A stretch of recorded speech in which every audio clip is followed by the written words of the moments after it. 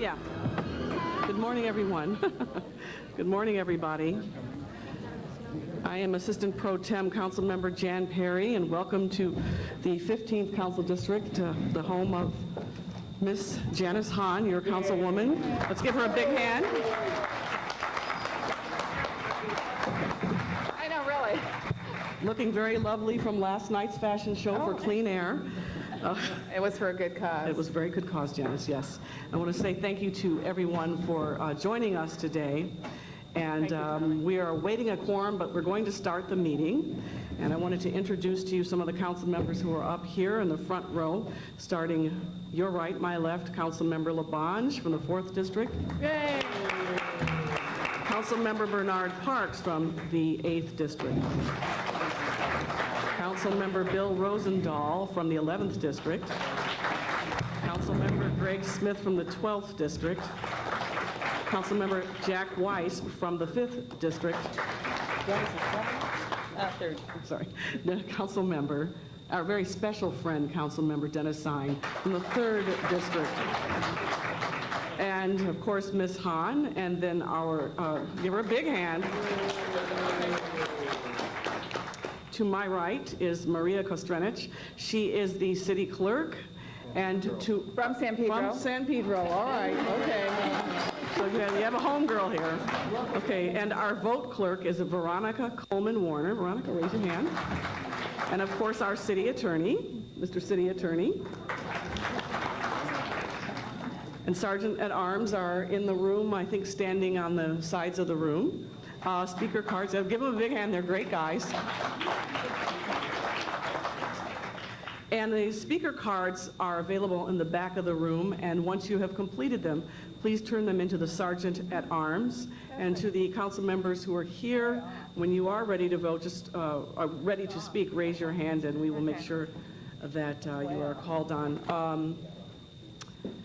So welcome to today's meeting. Today is Friday, November the 17th, and council meets 3 times per week on Tuesdays, Wednesdays, and Fridays. All meetings are open to the public. Our meetings are televised via cable on Channel 35 or can be viewed by visiting our website. Now, I would like to call upon Janice Hahn, your councilwoman, to make some opening comments and to introduce some of her special guests. Ms. Hahn. Thank you, Ms. Perry, and welcome to all my dear colleagues to San Pedro, to the 15th Council District. We have certainly a lot of local people in San Pedro who have come out to our council meeting, but I know there are some others from around the city that we usually see either in Van Nuys or in downtown Los Angeles. Nice to see you here in San Pedro. Actually, colleagues, this is the 3rd time that we've had the privilege of welcoming the City Council to the 15th Council District. For the very first time, the City Council met in Wilmington in 2001, and then for the very first time, they met in Watts in 2003, and today we're returning to San Pedro.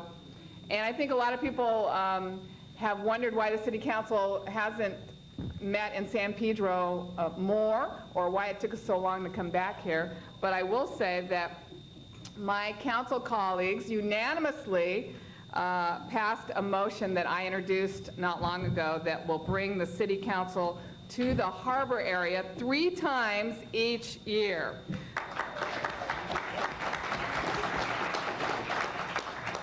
You know, this City Council really has embarked on sort of a bringing government closer to the people policy. We actually meet the first Friday of every month in Van Nuys.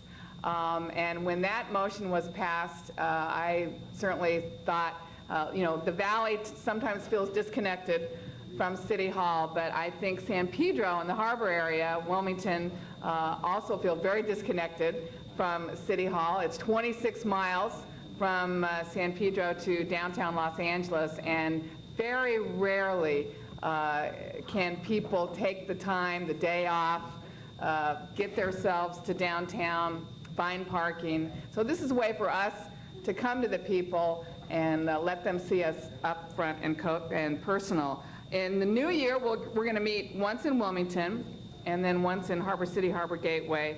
So every year, we will definitely be in San Pedro at least once a year, and I think that's good news. Thank you to everyone. It's always difficult to take City Hall and recreate it in another place, but I really want to thank everyone, certainly President Garcetti's staff, City Clerk, ITA, who's providing sound, and they're televising. This meeting is live right now on Channel 35, and thanks to my own staff who've worked really hard to make this happen. A really big thanks to the Cabrillo Marine Aquarium, who's hosting us here today. And I'm going to let Mike Schad give us a few welcoming comments in just a second, but you know, this is one of the fabulous jewels, colleagues, really in the city of Los Angeles. You hear a lot about the Long Beach Aquarium, but we have our own aquarium in the city of Los Angeles that is one of the premier teaching aquariums anywhere. I think more school children actually come and visit this aquarium than any other aquarium, so it's very exciting. Hope you have an opportunity. You came as a child. That's good, Tom. You've never seen it. And colleagues, right out the door is Cabrillo Beach. And you've heard me probably complain about that beach more than anything, and this is what I'm talking about. This is the Mother's Beach that regularly gets an F from Heal the Bay because of the water quality. And remember when we all worked hard to pass Proposition O, this was the beach that I most talked about in terms of benefiting from the revenue that Prop O would generate. And I'm pleased to see that the voters approved that. I know Councilwoman Perry worked very hard on that, but this is a project that will directly benefit. And we believe that if all the resources and engineering expertise get put into that beach, one day it will actually get an A from Heal the Bay. The outer beach where the waves are, which you can also see if you walk out there, used to be run by the County of Los Angeles. And you may know that that's the other thing I've really worked on doing, and it's now been final, that the outer beach will be taken over in terms of maintenance by the city of Los Angeles, and will make for more streamlined, yeah, you can give that an applause. Because our city crews work very hard to keep it clean, and it made more sense to have one entity taking care of that. So that's another thing that's good to happen. You guys have a chance when you drive out of here, if you make your way through downtown San Pedro, you will see an incredible economic revitalization happening in downtown San Pedro. And a lot of that is because of what we're trying to do on the waterfront, which is redevelop it. And we're going to hear from the Port of Los Angeles how those plans are coming along. But we have 1,300 units of housing being built in downtown San Pedro, which we think will create a wonderful urban environment. And it's really, we're probably the hottest property in LA right now is in San Pedro. So we're going to hear about that later. But I really want to thank, again, all the residents. I know I see some of my neighborhood council members who are out there, some chamber members. I want to thank you for coming here. This is a good opportunity, and hopefully during public comment, you'll all fill out a card and speak because, you know, you have my ear 24 hours a day, 7 days a week. But this is a great opportunity to tell some of the other members of the City Council what's important to you, what issues are of concern to you, and hopefully you'll get their attention as well. And we know that they're also here to help in everything that we're trying to do. So we really want to thank everyone for being here. I would like to now introduce, first I'm going to introduce Mike Schad from the aquarium, who's executive director of this wonderful aquarium. And then I'm going to have Camilla Townsend, who's our executive director of the San Pedro Chamber of Commerce, also welcome us. Mike. Great. Thank you, Janice. Good morning. I am Mike Schad, the director of the Cabrillo Marine Aquarium. Welcome to the John M. Olguin Auditorium at Cabrillo Marine Aquarium, to Cabrillo Beach, to the Pacific region of the Department of Recreation and Parks. The Pacific region is home to other special facilities, by the way, like the LA Maritime Museum, the Banning Residence Museum, the Drum Barracks Museum, Fort MacArthur Military Museum, Cabrillo Beach Bathhouse, and the Point Fermin Lighthouse, which will soon be reunited with its original lens, by the way. That lens was thought to be lost forever, and it's been found, so it'll be nice to have that in. Cabrillo Marine Aquarium is accredited by the Association of Zoos and Aquariums. Accreditation means the care of our animals, the quality of our educational programs, and the upkeep of our facilities meets or exceeds standards of aquariums and zoos throughout the country. Support from the City of Los Angeles has made this possible and is critical to reaccreditation in the future. CMA's new Aquatic Nursery and Exploration Center, which you'll be able to see this morning if you'd like afterwards, funded by the Friends of the Cabrillo Marine Aquarium, have received back-to-back national awards for outstanding exhibits in conservation. And the $50,000 that came with those awards is being used to fund conservation education efforts right here at Cabrillo Marine Aquarium, like teacher workshops on water quality monitoring, aquaculture of the endangered white abalone, and public lectures, including one on the conservation of sharks worldwide. During the 1996 International Aquarium Congress in Tokyo, Japan, Dr. Murray Newman, the newly retired director of the Vancouver Aquarium, called CMA the finest teaching aquarium in the world. He should know he regularly leads tours of aquariums all over the world. This is the place in LA where students, teachers, and families come to learn about Southern California marine life. This is the place young naturalists and young scientists are nurtured. This is the place with whom responsible businesses can partner to promote education, conservation, and research. We're very happy that you have chosen to conduct the important business of the citizens of the City of Los Angeles right here at the Cabrillo Marine Aquarium. Thank you. One last thing I want everybody to know, due to a slight glitch, anybody that paid $7 to come down today, if you show your receipt to the parking booth, they will refund your money. Thank you. See, we're giving money back to the taxpayers. Now I'd like to introduce our Executive Director of our San Pedro Chamber of Commerce, Ms. Camilla Townsend.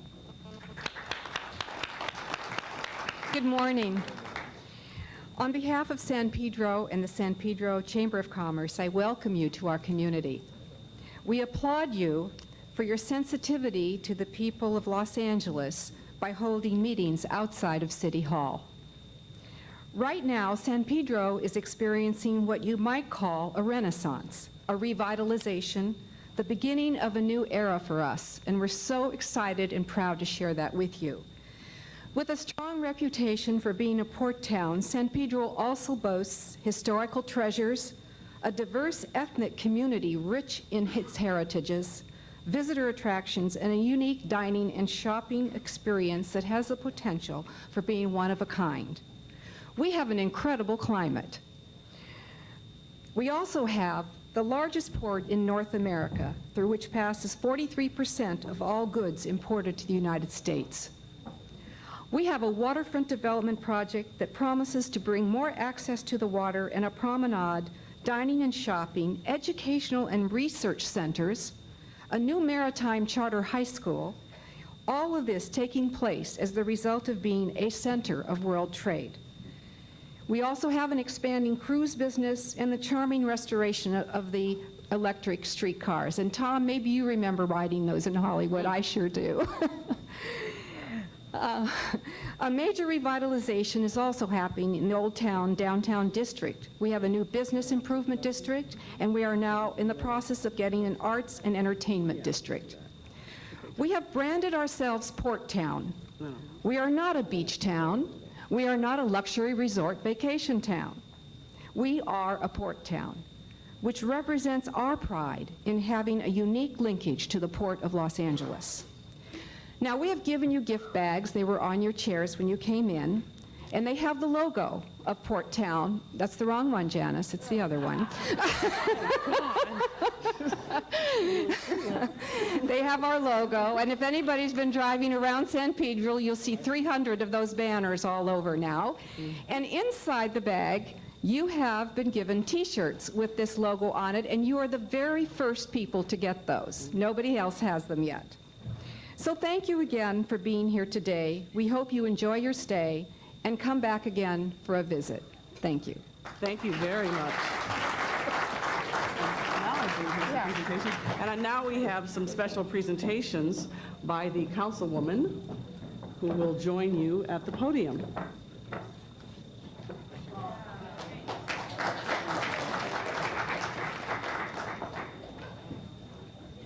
Thank you, Madam President. Colleagues, there's two groups that I wanted to honor today, and for some of you who have not been to a council meeting, usually we reserve Friday mornings for honoring, singling out, in some way just giving due credit to organizations that we think really help the quality of life for a lot of people in Los Angeles. So the first group I'd like to recognize today is the principal, staff, and students from Mary Star of the Sea High School in San Pedro. Why don't you come on up? Yeah.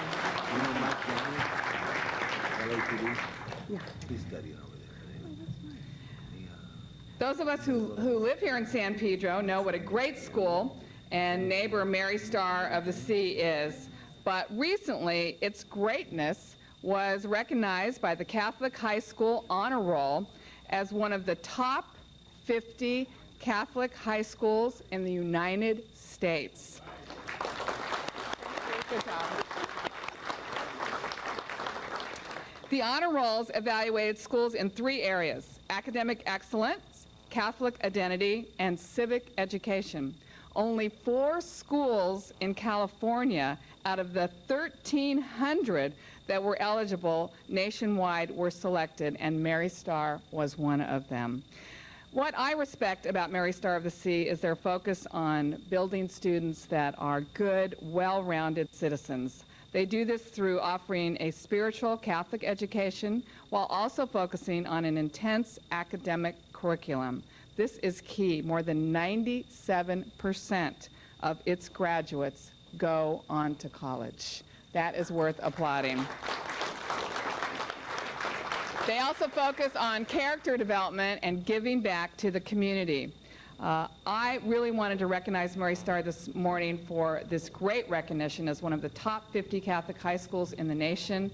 And with us this morning are Principal Rita, is it Dever? Dever, School Rector Father Nicholas Tacito, Parish Administrator Josephine Furca, and we also have Student Body President Chelsea Boyd and Senior Class President Josh Griffith here representing the students. So, Principal, would you like to say a few words? And we might get the Student Council President to say a few words, too.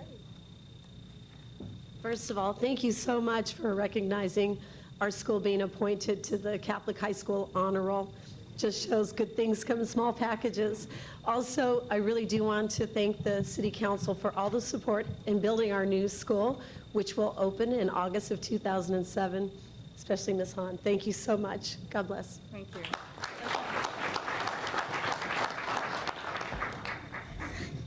Thank you so much for this honor. We are all very, very proud, and I'm very proud to be the president of such a wonderful school. And I'm really glad that we were able to be recognized for this honor, because our school, like Ms. Dever said, good things really do come in small packages. So thank you to everyone. Thank you. So on behalf of the City Council of Los Angeles, I would like to congratulate Mary Star of the Sea High School on this very prestigious award. Ms. Hahn, I believe one of your colleagues would also like to Okay. comment. Mr. Parks? I would just like to say, having grown up in the parochial school system, I had an opportunity to come down to Daniels Field for many years and play against Mary Star. And I wanted to say to Chelsea, who I've known since she was born, that she was born 20 years old. She has been an adult all of her life, and it's no shock to me that she's gone up to be elected to an office in the school. Her grandfather and I went to the police academy together. Richard Grant, one of my best friends, and unfortunately he passed away in 1985 due to cancer. And our dear grandmother is here, Blondale. I don't see her right now, but she's probably taking pictures. She's right here, over here. But been lifelong friends, and probably a foremost fan of USC, and unfortunately, the only thing we disagree on, she's a fan of the Raiders, but other than that. But I just want to say congratulations to Mary Starr. In fact, many of you are aware that was a very famous book written about Mary Starr in their championship season, where they barely had about 25 ball players and won the CIF. And at that time, they had Nick Matera, who went to Notre Dame, and Nick Urubio, who eventually became a marshal of LA City, and Nick Trainey was the coach. And so there's some great history here as far as Mary Starr and its involvement in the community. So I want to say congratulations. Thank you.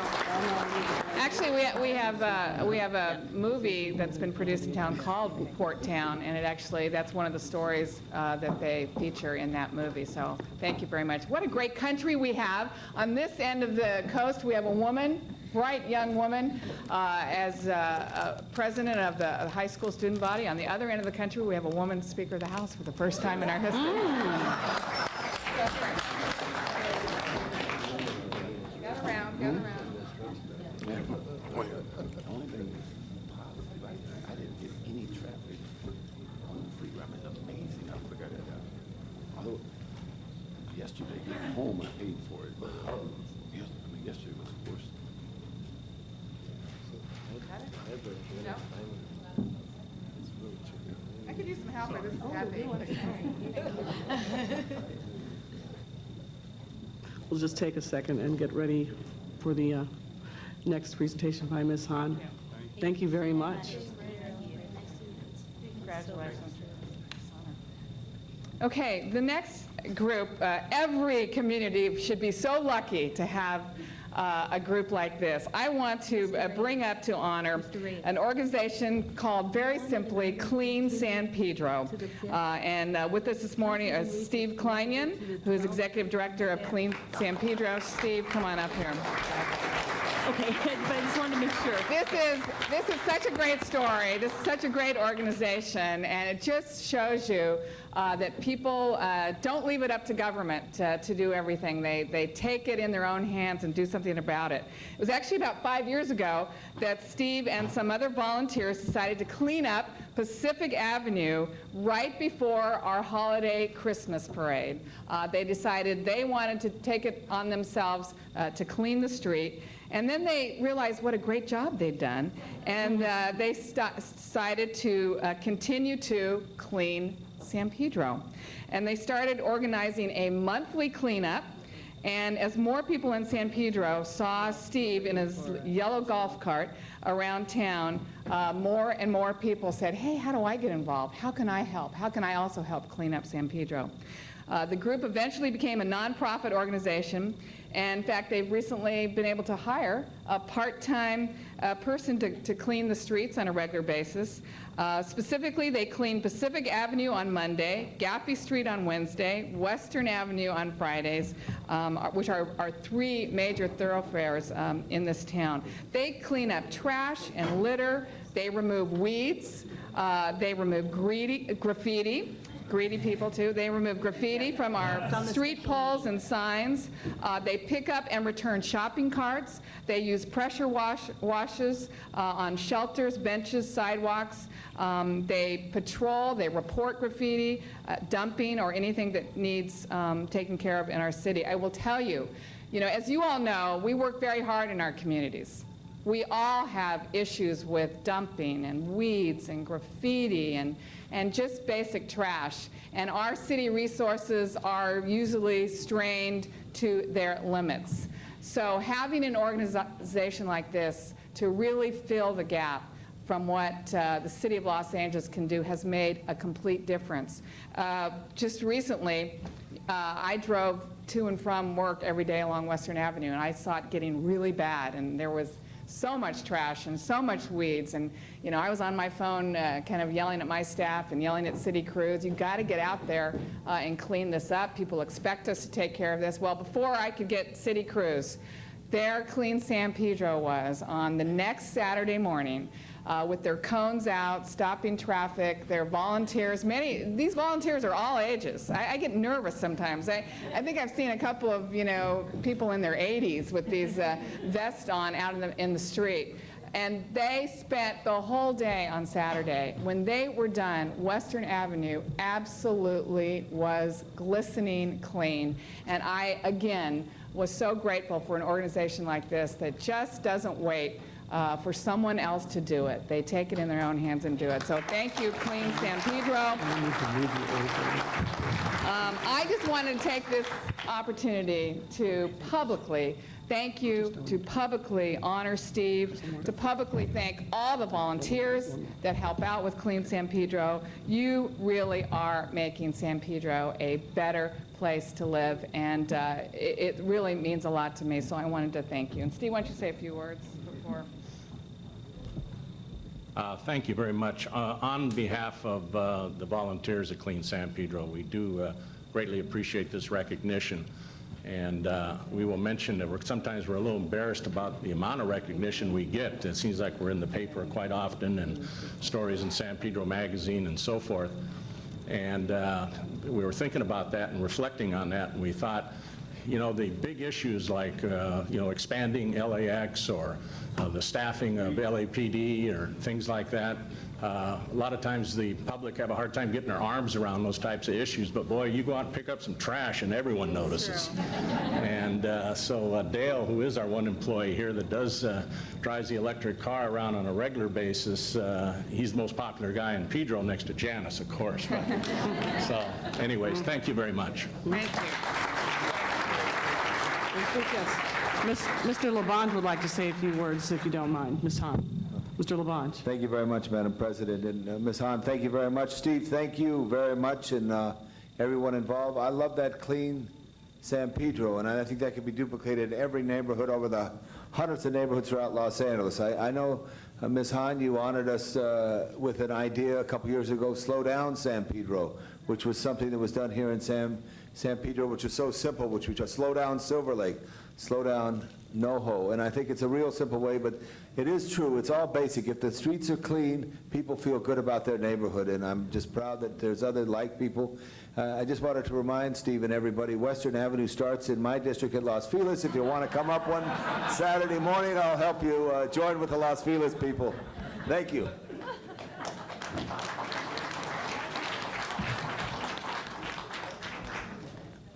Thank you, Ms. Hahn.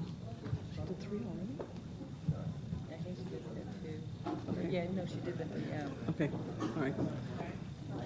Thank you very much. And while we're awaiting a quorum, Mr. Reyes has arrived. Mr. Reyes from the 1st Council District, if you would welcome him. Thank you very much. Did all 3? Well, no, the port is Okay, that's fine. All right, great. So while we're waiting for Ms. Gruhl's arrival, we will do public comment. I have some cards here in the box. And our first... If we do get a quorum. If we do get a quorum, we'll have to do public comment again. Okay. All right, great. If there are any cards. I will go through the cards now, and if we do happen to get a quorum, I will do public comment again. First speaker on the lectern will be Mr. Noel Weiss. 2 minutes. 2 minutes for each speaker, please. And here are 2 more. Council members and people, I think this is the perfect occasion, the perfect time to pay tribute to your councilwoman. People on the inside may not appreciate, but I think the public watching this needs to appreciate the skill, the competence, what Janice Hahn did with this wage package that she basically put together for the hotel workers. This, ladies and gentlemen, she took what amounts to a nondescript motion, one of the basic motions that the City Council does. She took, it would have gone basically probably nowhere, but in essence, she took that motion and she turned it into what amounts to the functional equivalent of a Picasso painting. It's and that kind of skill, that kind of competence, you just don't find every day. And I think that it's important, they get enough criticism that when something good happens, and when you find, also most importantly, the kind of balance between ego and imagination that any great leader has to have. You have it, you're blessed.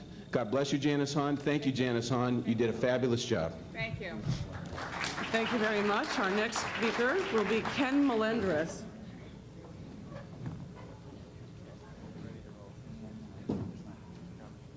I just wanted to make sure. Good morning and welcome to San Pedro. Ken Melendez, Chair, Wilmington Waterfront Subcommittee. If I knew you were coming to Wilmington, I would have waited till then. Let me just show you real quick. June 24th, City Council at that time voted to support the Wilmington Waterfront Community Plan. That action helped keep the committee and the plan alive. Special thanks to our Councilwoman Janice Hahn for bringing our plan forward. And thanks to Councilman Cardenas and every councilperson who spoke in support in 2004. June 2005, our Mayor, Antonio Villaraigosa, made a commitment to the Wilmington community. That commitment will make this plan a reality. We thank our Mayor for his leadership, commitment, and action regarding the community of Wilmington and the Port of Los Angeles. This historic project will balance port operations with the community, mitigate port impacts, and right what is wrong.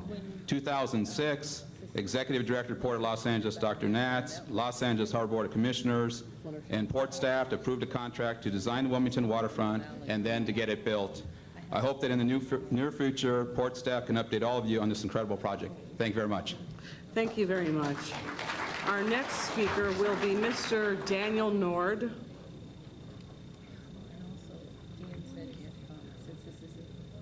Mr. Daniel Nord. Oh, there he is. Go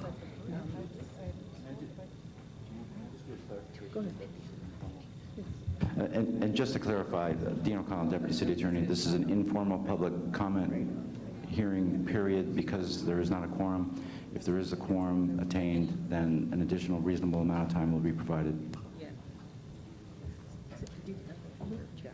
Hello. I guess you probably know what I'm going to talk about. Yes. I'm really pleased to see all of you here in San Pedro, and I normally have a sort of written comments when I speak, but I'm going to try something new and just speak from the heart today. San Pedro is a really great place to live and to work, but we have some serious issues here regarding environmental problems.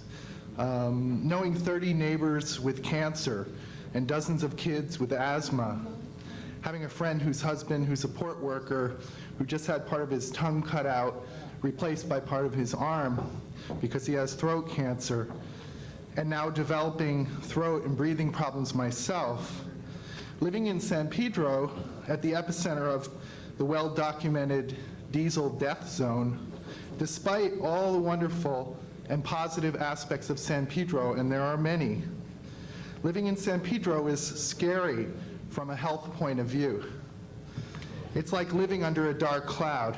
In fact, as you drive home today, take a look, it is living under a dark cloud. I really do love San Pedro, but I'm living and working here knowing that I'm likely to get sick. This shirt is the actual particulate matter that I have to wipe off my table every day or two in back of my house. And I have a kid size too. Now we have a Clean Air Action Plan, and it's great that the ports acknowledge that there's a real big problem. It's a good start, but unfortunately it's largely unfunded. It leaves many loopholes for business expansion and doesn't address key issues. It's a good start, but it must be strengthened and funded. Otherwise, it's largely a PR opportunity while the ports continue to grow and grow and grow. And so do their cancer-causing issues. Thank you very much, sir. I would like to finish by saying that this is not a San Pedro issue. This is an issue that is prevalent in our entire air basin, and it affects all of us, not just local San Pedrans. Thank you very much. Our next speaker will be Neil Kleiner.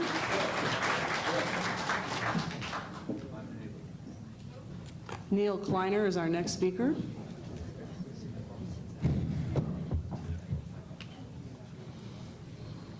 Thank you. Thank you, council and guests. I'm here because I'm an advocate for public education. After 38 years in LAUSD, I'm still concerned about public education.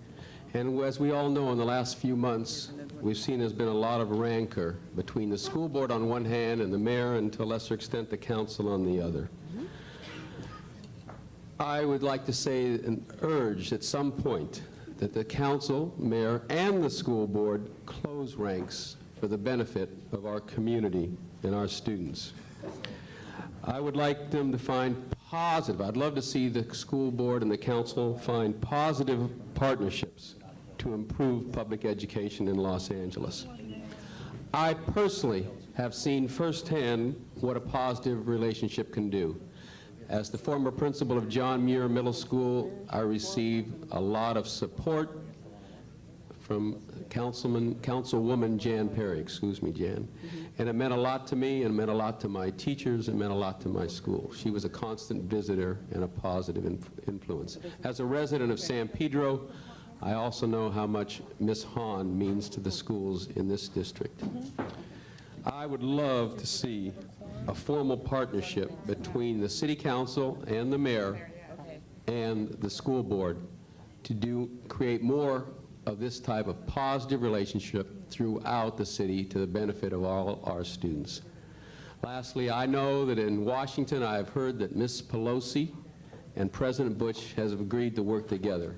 I think that if they can do it, so can our school board and our mayor and our city council. I thank you for your time. Thank you. And I guess I would ask Ms. Hahn with Speaker Pelosi and the President, so what's the difference there? What changed? What do you think? Girls rule. That's right. Okay. That's right. And who's sitting up here at the top table? That's right. Okay, and I think they're all going to be a lot nicer to Yeah, us I now, think don't so. you? Mhm. Okay, this is going to be good. We That's got right. clout. All right, our next speaker is Chuck Hawley. Chuck Hawley. Good morning, ladies and gentlemen of the City Council. I take it very proudly to be able to speak to you this morning. My comment is regarding the recent settlement position taken by the City Council regarding the alleged discrimination and hazing of a city firefighter by fellow employees. With recent info becoming public that the firefighter participated in the same misconduct that he is now claiming to be a victim of, the settlement of $2.7 million is outrageous. I encourage you to reconsider your position. You're sending a very dangerous message to the employees who participate in misconduct will be awarded millions of dollars when she and he are victims of the same misconduct they are now claiming. Thank you for your support, Councilman Zine and Councilman Rosenthal, on reconsidering this position against this settlement. I hope that you all, as members and our representatives, look very strictly at this for $2.7 million to award a person that participated in misconduct. Thank you. Thank you very much. Our next speaker will be Alice Wankett. Alice Wankett. Is it Alice Wankett here? Okay, great. Thank you.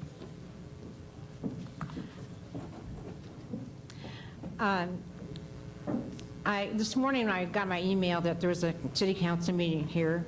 I was a little short of time, so I decided the fastest way to get here would be to put my bike on the bus, ride my bike downtown, put it on the bus, and come on over here. Well, I did that, and on the way over, just before you get to the Vincent Thomas Bridge, I was talking to the bus driver, and she told me how her health has gotten worse since she's been riding that route. And as I looked at the smog in the air, I just thought, oh gosh, I'm going to be riding up the hill, and I'm going to have a hard time not breathing through my nose, because for more effort in, you need to breathe a little harder. But I think that San Pedro is a beautiful, unique city. I always have thought that. But I mean, as you talk about expanding, and until you get the pollution cleaned up that's here existing now, it's just sad that you would do that. Thank you. Thank you very much. Our next speaker will be Kathleen Woodfield.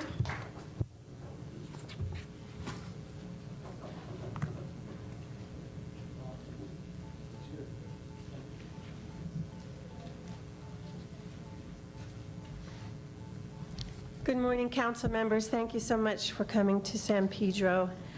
This is a great town. I'd like to say that to define us as strictly a port town does us an injustice. We're a whole lot more than that.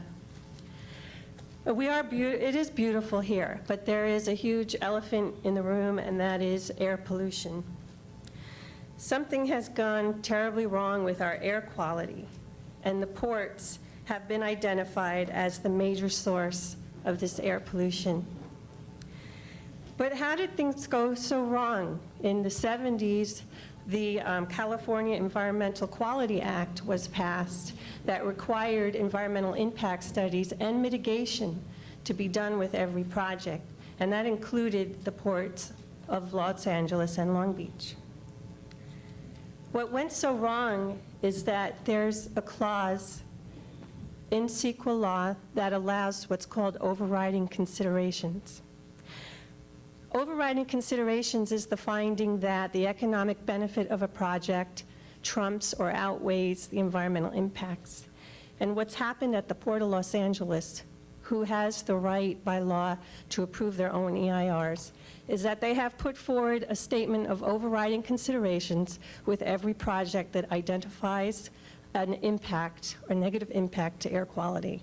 And this they have done for decades. And as a result, we have the worst air quality in the nation.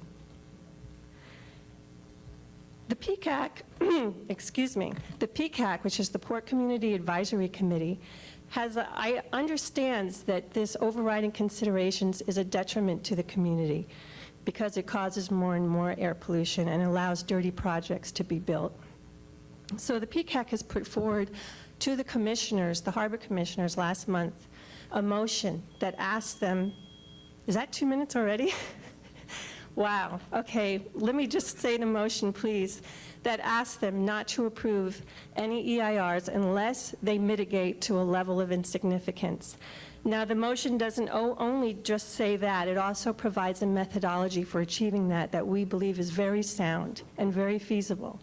And I would hope that I get another opportunity someday to speak to you about this, because 2 minutes just obviously isn't long enough.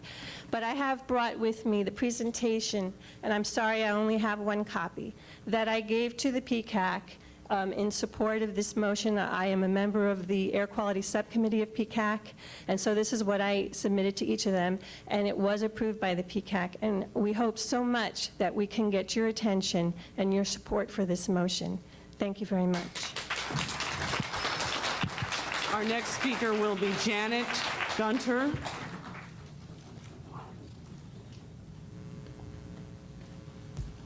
Good morning and welcome to all of you. We're really happy to see you in the community.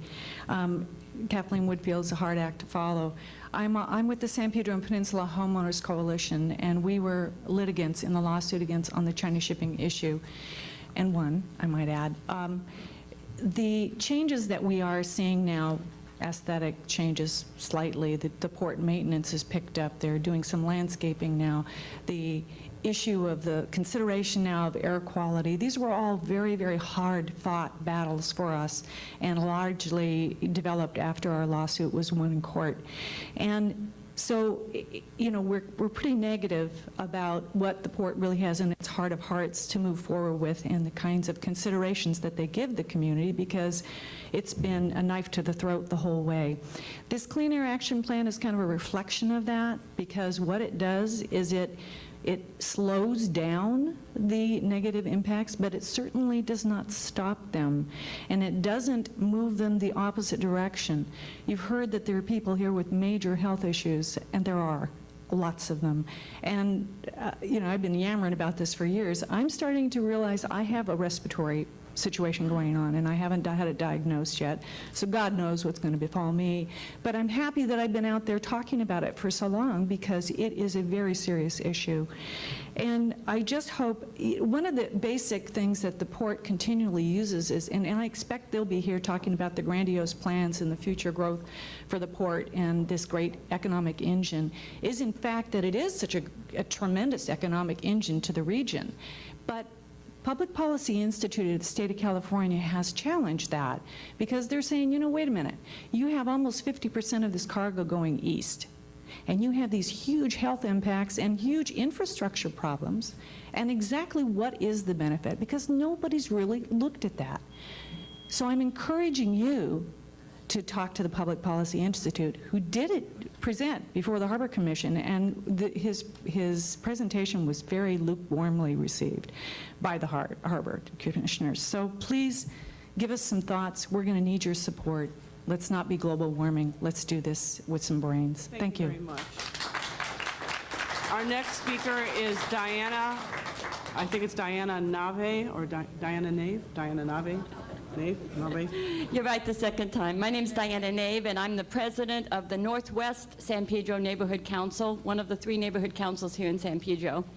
And I just wanted, again, to join everyone else in welcoming you to San Pedro. I really personally believe it's really important to get out to the community, because I think you get a very different sense of a community when you're out there and really see it. And so I'm really glad that you've come down here and are able to see our community firsthand, which you can see we're all very proud of. I wanted to share with you a couple of things that our neighborhood council is proud of having done, just so you have a sense of what neighborhood councils are doing throughout the city, and then talk about a couple of issues that are of particular importance to us. In terms of things that we've done that we're particularly proud of, one of them is that we worked with the council office and engaged Lanny to develop a master plan for the 35-acre canyon up at Peck Park, which is a real, what we consider a diamond in the rough. They developed the master plan, and then we used that master plan to work with Recreation and Parks to go after grants. Recreation and Parks has now received over $2 million in funds to go in and revitalize the trails so that people will once again be able to hike through this wonderful facility that does belong to the city. A second proposal that is still pending is for the Prop O funds that Janice mentioned earlier, in terms of cleaning up the water that flows through Peck Park Canyon and then winds up polluting Cabrillo Beach. So that's still pending, but we hope that, again, that this will result in some improvement here. A second thing that we've done that we are particularly proud of, and Janet kind of referred to some of this a minute ago, we applied for the China shipping mitigation funds that the port had available and encouraged the port then to use those funds, and received about $5.2 million from the port, which actually they will do in terms of work to beautify an ugly, ugly strip of land in our community. The third thing I wanted to say briefly is that we've also done a lot of work just with very small problems that people have brought before us that we've been able to effectively resolve working with various city departments. I guess I can't talk about the issues. Those are some things that we've done, and I wanted to share them with you. I will leave with you a copy of our newsletter that you all may have. But we put this out 4 times a year. Thank you very much. Appreciate it. Our next speaker will be Mr. Mike Fabian.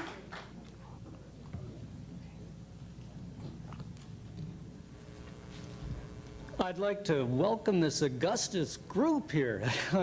There's a representative from every part of San Pedro and Los Angeles, and thank you, Janice Hahn, for getting us all together. I'm a mariner, and I represent about 50 boat owners, and we were wondering where the infrastructure for the marina is. We need a couple boat yards here in Los Angeles Harbor. I think that the Harbor Department's supposed to supply more than 2. We need places for people that repair boats to work, small office spaces where the engine mechanic can run out of.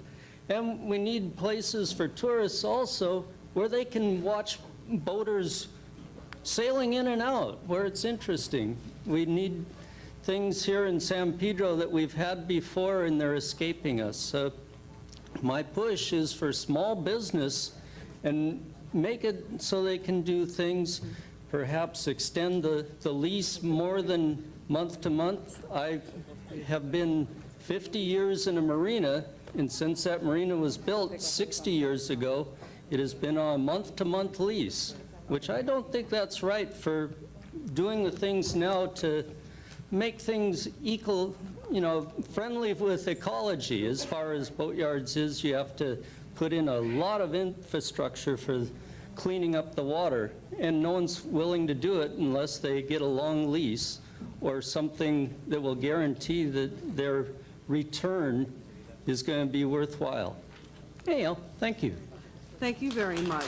I believe that, can we do it now? The room? Okay. Ms. Gruel has arrived, and that would mean that we have a quorum. So as soon as we actually see her. I understand she's outside. In the meantime, Mr. Zine would like to say a few words. I'd just like to thank you for our warm welcome here in San Pedro. Mr. Smith and I come from the San Fernando Valley. We were up before the birds to get here in time. But it's a beautiful community. We thank you for the welcome. And I also recognize a man who looks much younger, much lighter than he used to as a council member, Rudy Savornich, your former council member here, standing at the wall. Rudy Savornich. Thank you. Okay, Mr. Rosendahl. Okay.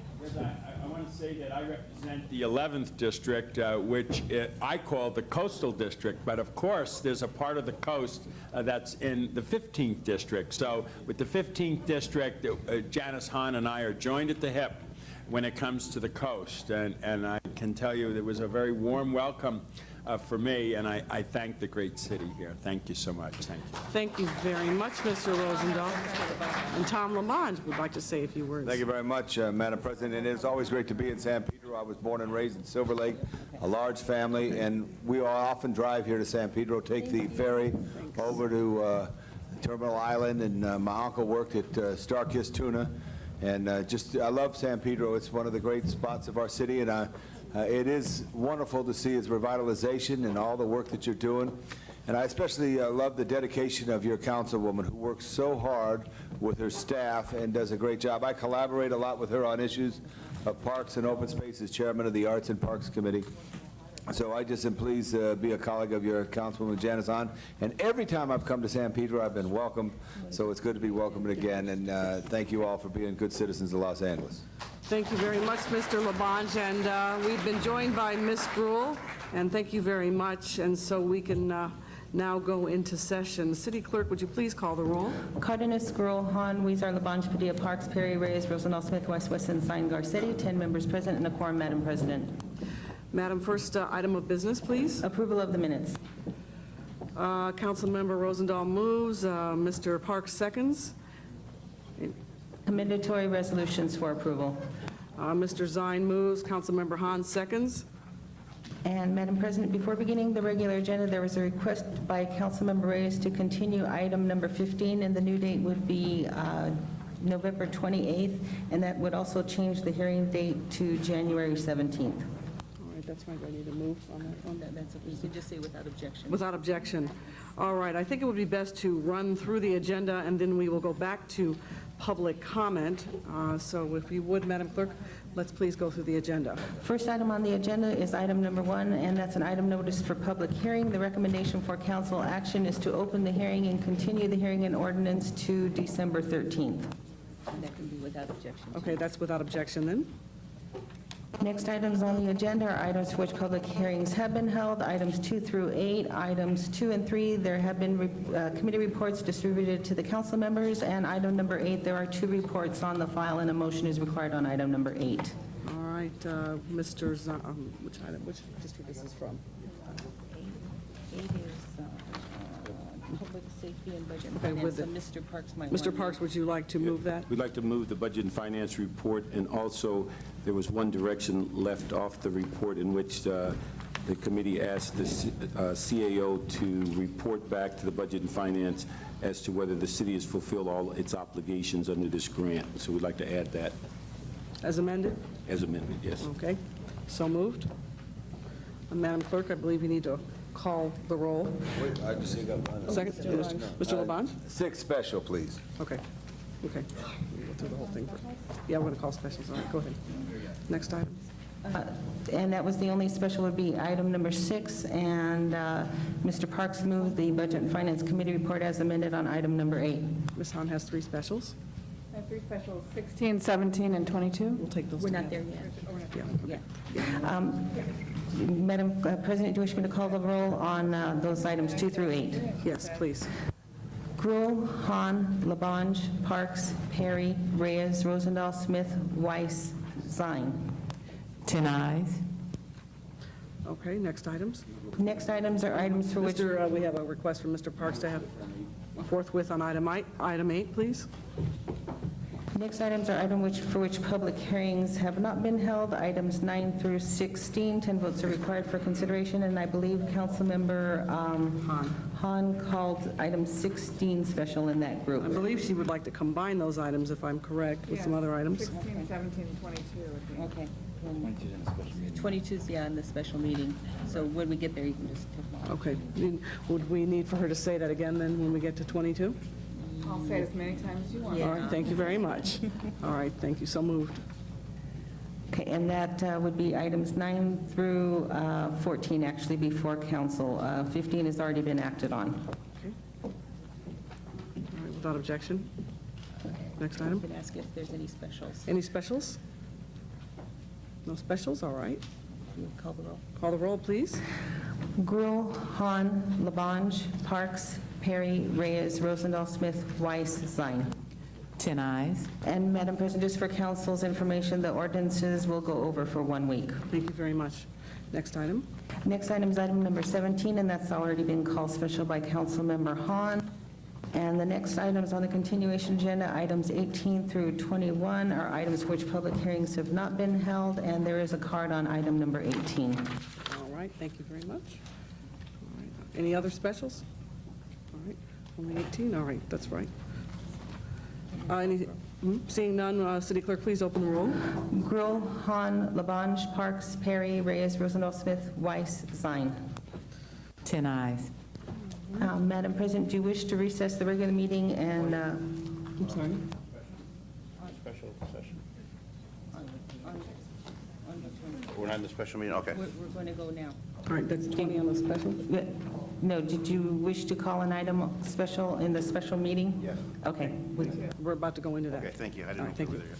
there. Why don't you re-announce that? Okay. Let me call the roll on this. Yes, yes. Cardenas, Gruhl, Hahn, Weezer, Labange, Padilla, Parks, Perry, Reyes, Rosenthal, Smith, Weiss, West, and Zine Garcetti, and that's 10 members present for the special meeting, Madam President. And on the special meeting, item 22 is the first item, and I believe Councilmember Hahn has already called that one special, and there is a card on that also. That will be in combination with item Again, 16. I'd like to take those three together. Okay, all right. And then that would leave item number 23 before council. It's the Budget and Finance Committee. And then Mr. Zine called 23 special? Okay, that's fine. Since we're in the meeting, you want to do it now? That's fine. Since we're in the special meeting, why don't we go through that and hear those items, and then we'll go back. That's all right with the... You hear 23 in the special meeting. If you want to put on 22, You have to with the others, you continue. have to continue 22 to the regular meeting. Okay. All right, that's fine. So I believe we would be on open the roll on the rest. Well, item number 23, Mr. Zine wished to call that one special, I believe. And do you want to discuss it now since we're in the special meeting? That's fine. That's fine. Let's proceed. Okay. Mr. Zine. Okay, thank you. I just wanted to comment on this matter with the assistance of the Los Angeles Police Department. We are going to be donating, actually selling for $1, some of our used MDTs that were put out of use with the police department. They're going to the California State Park, Angeles District, Malibu Sector, Rio Vista Police Department, Auburn Police Department, Solano County Administration Center, Stockton Unified School District Police Department, Baldwin Park School Police Department, a total of 148 MDTs. And these are going to be utilized in the police units. It is a mobile digital terminal, a Toshiba MW520. The processor can handle applications with local databases and detailed graphical images, including fingerprints, mugshots, and maps.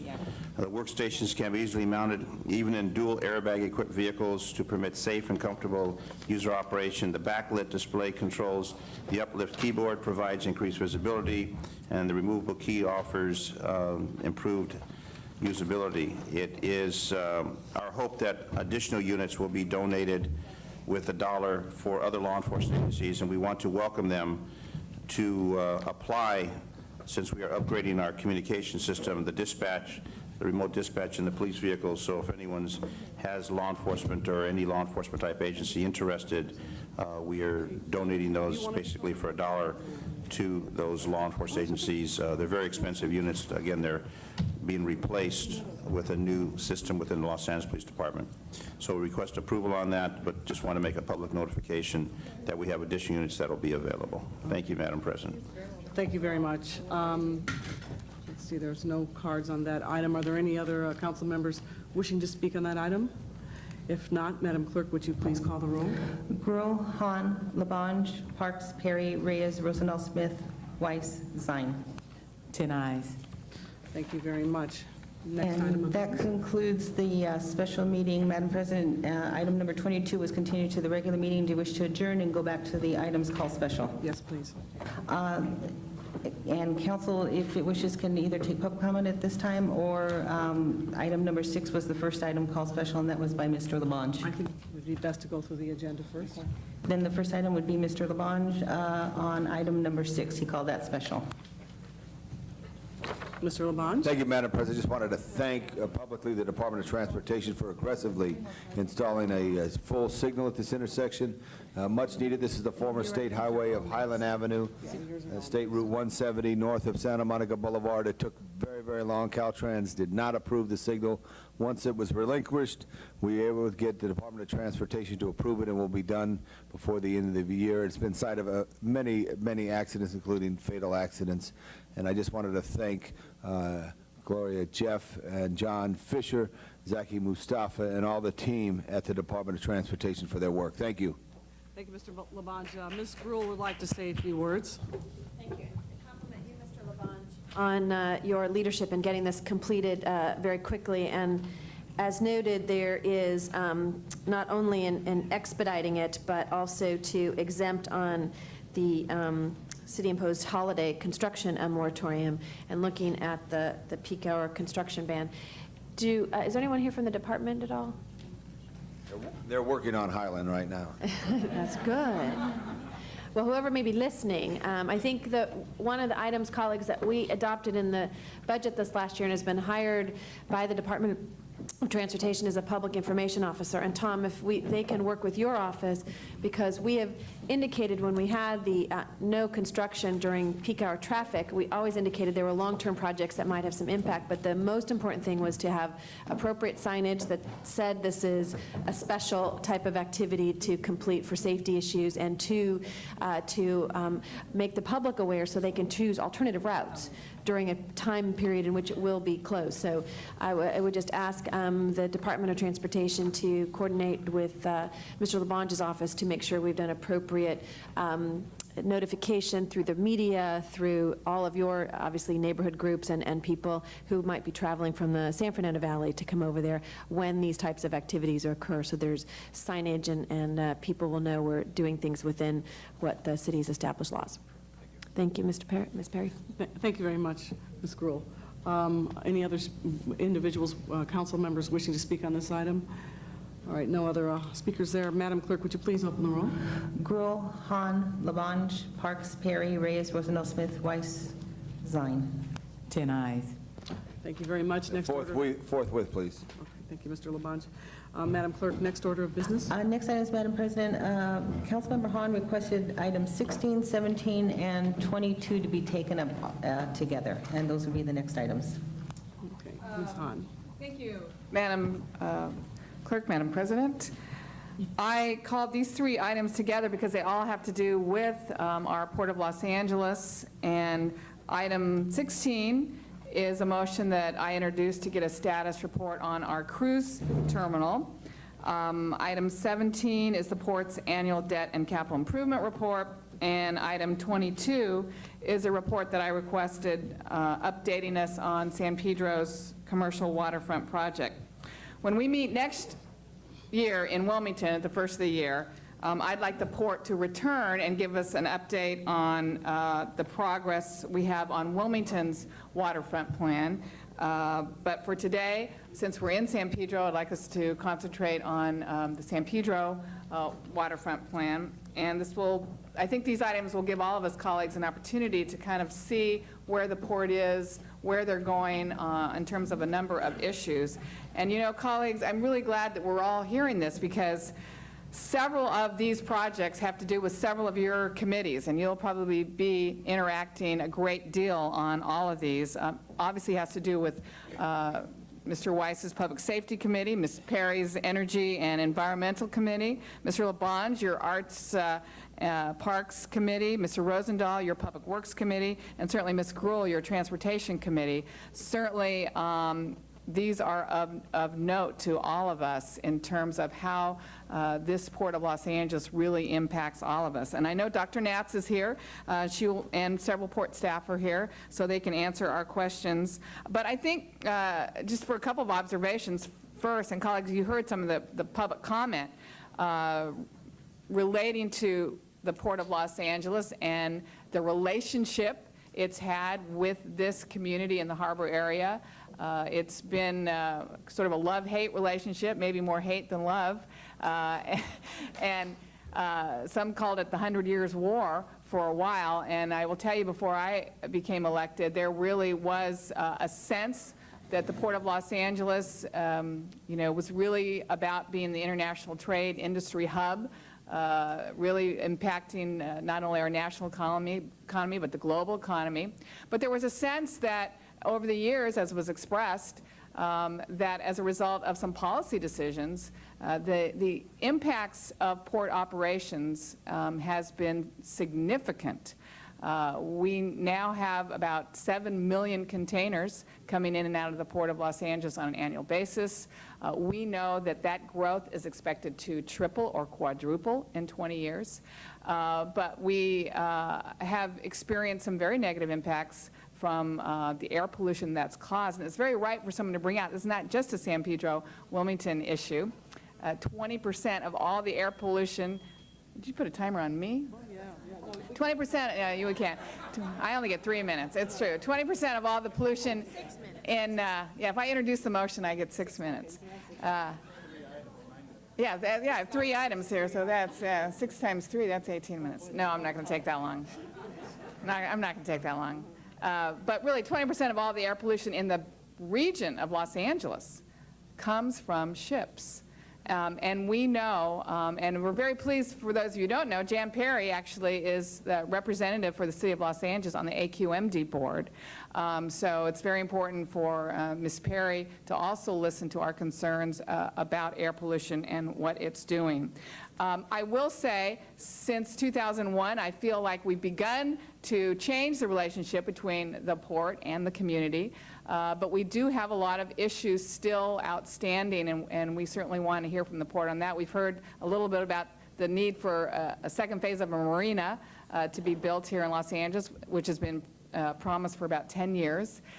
We have now the promise of waterfront development, which we believe has been partly the reason that it has spurred an economic development boom, really, in downtown San Pedro, is because people are finally understanding that people want to live by the water, and they're taking advantages of the view of the water. But there are things that are troubling me that, I feel like our EIR for the entire phase has not been released yet. I feel like the RFP for our enhancement projects has not been released yet. So I'm hoping to hear a lot about the status of that. And certainly our cruise ship industry, we know that tourism is the second largest industry in Los Angeles.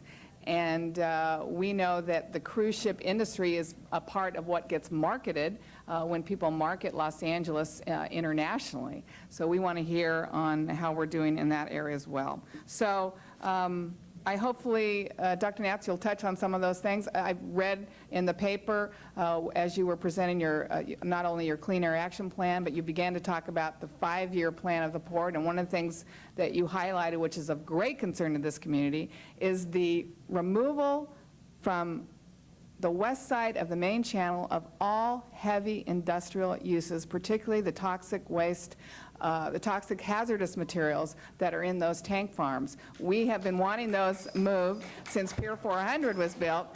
That was something that this community had hoped for, and still those tanks are there. And we hope you will touch on the process, the progress that you're making to remove that. So I also know that you would like to touch on the Port Centennial celebration, which will be kicked off next year. If you'd like to touch on that, you can. And before we go to our speaker, Mr. Reyes would like to make a comment as well. I just want to thank Janice Hahn for her hard work and bringing the focus and the efforts of the departments to respond. A couple of weeks ago in San Fernando Valley, we had a hearing, HCD, as well as the ad hoc committee on gangs. And one of the issues that we were addressing is the ability to create jobs, the ability to create entry-level jobs for youth, looking at apprenticeship programs, and trying to penetrate that process in which we establish contracts with companies, either in construction or in services. And so to that degree, is there any type of thought or strategies being put into place that could address access to jobs for the local folks in the San Pedro area for the youth, so we can address some of the entry-level job opportunities that we might have in the city of Los Angeles? Thank you, council members. Good morning. I'll try and address all of those things in my comments. Mostly I was going to be focusing on the waterfront, but at the end of my presentation we can delve into some of those other areas. But as the councilwoman noted, next year the Port of Los Angeles will celebrate its 100th anniversary. That birthday specifically commemorates December 9th, 1907, the day the Los Angeles City Council approved the establishment of the Board of Harbor Commissioners. And to commemorate this historic milestone, we've put together a year-long centennial celebration of events that you'll find more details about in your harbor bag that you found at your spot. In April, we're going to have a rail festival that celebrates both the history of rail service, but also highlights some of the new, cleaner locomotives we have in use. In July, we're going to be doing a fashion show at the California Fashion Association, which highlights the designers that have made Los Angeles famous and whose garments come across our docks. And we're also working with all the local museums to plan a special tour day for all the historical sites in San Pedro. So I'm here also today to invite you to participate in all these activities that will draw attention to the many varied facets of our operations here at the port and in San Pedro. A top priority of the Harbor Commission is to make every Angelino aware of their port. And one of the best ways we do that is by inviting groups to take a tour of the port. This year, the port hosted tours for roughly over 10,000 students from 95 schools throughout the city of LA. And we also hosted an additional 10,000 individuals, including some of you and your constituents. And if you haven't taken a port tour lately, I want to personally invite you for a tour anytime at your convenience for you and your staff and your constituents. Because this city is so large, during our centennial year, we also want to bring the port to your council districts through our new Community Connect program. Community Connect is an informal, in-district, open house program that we just launched last evening here in Council District 15. It was in Watts last night, and I'm excited to say that the guidance we received from Councilwoman Hahn's staff helped us hold this really great event in Watts, and we talked to over 50 of her constituents about the kinds of things, Councilman, that you just mentioned, about jobs, business opportunities connected to the port, as well as some of our other environmental and security initiatives. Council Connect is a great program, but what makes it great is that we're going to work with your staff to design the most meaningful program for your council district. We want to tailor these programs right to your district. And you should all have in your packets flyers, an example of the invitations that we used for the event that occurred last night in Watts. We can do the same thing in your district. And that's how we can reach out to some of your local businesses and some of the people that are just interested in how do they get jobs down at the port. So in the coming year, you'll be hearing a lot about the port, and we also have included a centennial pin in your bag, and we'll hope that you wear that proudly during this next centennial year. Launching now into the agenda items, when the council confirmed me 10 months ago, I promised all of you that I was going to deliver on the waterfront improvements within 5 years. So for the past 10 months, my strategy has been to try and find the quickest way to deliver on some of these projects, especially along the waterfront. And there's 5 things that we did key to delivering on that promise. The first thing I really have to attribute to Councilwoman Hahn, because she helped us negotiate a compromise on the more controversial aspects of our near-term waterfront enhancements. And we altered the course that the port was taking, which was to fold all of those nearer-term projects into a much larger bridge-to-breakwater project that would take longer to deliver. Then what we did is we looked at the Bridge to Breakwater project and we teased away elements of that project that we felt could stand on their own and that we could move forward with separately. And specific projects related to the existing cruise terminal and the restoration of the Cabrillo Beach salt marsh are being handled that way. We got a stalled project back on track, the new baggage terminal building, which had been stopped because of labor issues. And as a matter of fact, last night I just signed the project labor agreement for that particular project. And we grabbed hold of the long overdue Cabrillo Marina project. We took it back from the developer and we're going to do it ourselves, and I'll tell you more about that as well. And finally, on the larger Bridge to Breakwater project, we decided to focus on the public infrastructure improvements along the waterfront, such as completing the promenade, constructing the downtown harbor, doing the outer harbor cruise terminal, and we decided to focus on what the port can do rather than argue at this time over how many hotels should be built when we don't really even have any hotel proposals. So we're going to do our part, do it well, and open the waterfront to the public, and we believe that will help stimulate developer proposals in the future. So now I have a PowerPoint show that I'm going to use that hopefully those in the audience can see, and you have hard copies if you're not able to see the screen, which is kind of at a bad angle for you. But I'm going to flip through that, recognizing time is short, very quickly, and give you an overview, and we'd be happy to come back at any future council meeting and just focus on specific items or issues. The cover slide basically shows the LA waterfront, and we call it the LA waterfront now because we want people to know this is where you want to go to the waterfront in Los Angeles and see great things. You come to San Pedro and Wilmington, and so there's a San Pedro portion, and then you will see me later on in the year talking about what's going on in Wilmington. But the concept is opening up 6 miles of waterfront to the general public. On the next slide, you can see portions of the promenade that's already been constructed. If you haven't been down there along the waterfront, that 30-foot wide promenade is fabulous. Next slide. One of the key features on the larger Bridge to Breakwater project is creating the downtown harbor. On either side of the Maritime Museum, we're actually going to be taking dry land and excavating it to make a downtown harbor. If you walk along the promenade now, you'll see areas where you're not close to the water because we're going to excavate so that promenade is right along the water. So this will be a focal point for tall ships, other visiting boats that come in right into downtown San Pedro, and it's going to draw people out of their homes, out of their business to walk down to the waterfront. The promenade is a key feature, and my commitment is to continue the promenade all the way down to Cabrillo Beach, and so that is a key feature of our overall plan. Next slide. One of the things that we're also going to do when we construct the downtown harbor is we can move the SS Lane Victory. We can move it into a location where people can see it, where it'll be more of an attraction.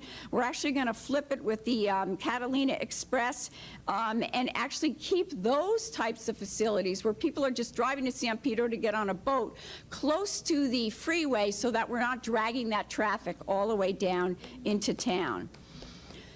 The red car extension is shown on the next slide. Wednesday, our board approved a $1.9 million contract with a consulting company to look at ways we can extend the red car throughout San Pedro. We're going to look at a loop through downtown. We're going to look at taking it all the way down to through Portugal, all the way down to the beach, and even last night at the board meeting, in response to a suggestion made by a member of the public, we're going to add what I call the Target Run all the way up North Gaffey, because we own that right away up there. So, you know, there'll be a point, if all this goes forward, that people can get around through downtown San Pedro and up to North Gaffey and down to the beach without getting in their automobiles. Associated with that on the next slide is our Red Car Museum, and we are looking at a lot of different locations for the Red Car Museum. This will be the maintenance for the red car, but there is a Red Car Museum in Paris, California. It doesn't get a lot of visitors, but we've talked with them about bringing exhibits here. One of the ideas, the recent ideas, is maybe to push that museum right up in this area where these tanks are, under the bluff, in such a way that people up on the park can then come out over the museum, use it as linkages with stairs down into the waterfront. We're trying to work with CRA and the planners working on downtown, because I really want to expand linkages from downtown to the waterfront. So we've got to be creative about some ideas. And while I've got these tanks up here, the tank cars, let me just mention something that I talked about at the recent board meeting. We do have some incompatible land uses. We've got some facilities that have to be relocated. One of the major ones is Westways. Right now we're focusing on getting the rail car storage out of there. Just to give you an update, in June, the Regional Water Quality Control Board issued a cleanup and abatement order to the company that's operating there. There's a major cleanup that needs to be done there, and our effort is to focus on the water board and make sure that they require the appropriate amount of cleanup. Councilman. I just wanted to say it's a great concept to link over, but in visiting Chicago and going to Denver and talking about how we deal with these barriers that the rails cause, it's amazing what they did at Millennium Park in Chicago. They actually created a platform over these cars where, in essence, they're able to function, but you don't see them. And what they've created is a green rooftops, green parks, that essentially terrace over these rail cars in Chicago, and they get to the lake, they get to their waterfront, but you could not see those cars, and it's amazing new presence, and it's created a whole new value in terms of economic development, jobs, but the aesthetics and open space and the ability to plant trees to create more oxygen, to neutralize the contaminants, pollutants, is just an amazing accomplishment on their part. And I don't see why the second largest city in the nation can't mimic and learn from those best practices. So I applaud you, and not giving up just because there's rail lines there. Right. I mean, ultimately, our plan is that we won't have those tank cars there at all. I mean, that's where we're trying to go. But, and we can probably store them in another location for the near term. But we're looking at any creative ways to improve access, and I will follow up on that project. It sounds interesting. I'd like to learn more about it. Next slide, Ports of Call. Here's another case where I have to thank the councilwoman for her support. We're going to extend the promenade down through Ports of Call, and those of you who've been there know we have restaurants that are right on the water, and we're going to take back that waterfront and open it for the public. And that was kind of a difficult thing to do for some of the established restaurants that have been doing very well, but we're working with them. We actually have a plan now that they're supportive of, and we'll be going forward with that. So Ports of Call needs a major redo to redevelop it. There are a lot of the buildings will be demolished, and it just needs, we're going to open up some development opportunities for new developers to come in, and so that whole commercial development will be redone.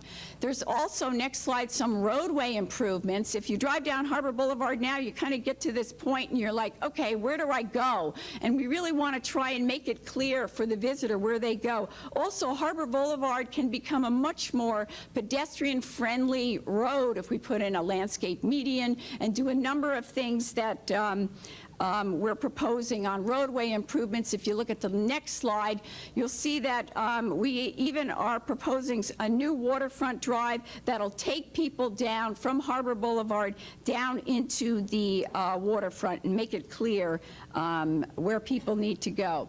So, next slide. So the elements that I've just mentioned, which are bridge to breakwater, those are going to be in the EIR. The one thing that's not going to be in there is the hotels and retail. That was sort of the controversial part. We'll do that when people walk in the door that are ready with projects.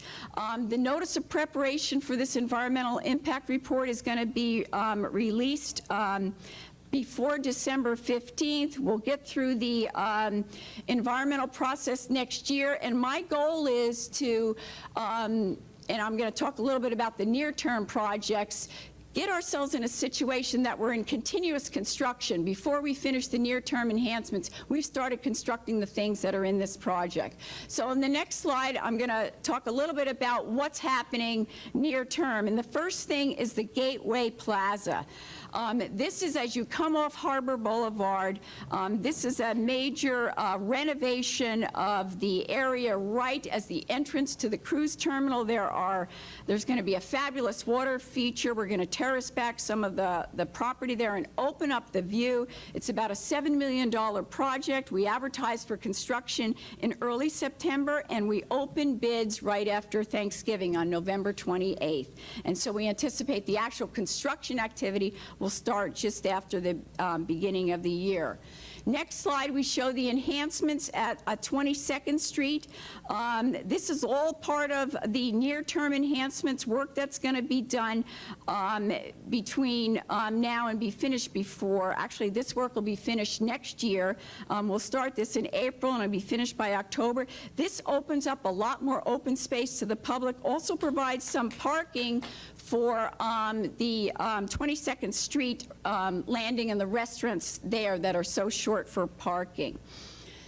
Next slide. Near term, we're doing some improvements on Port Sakal. Some of the empty buildings will be demolished to make way for the future. We're also improving the walkways.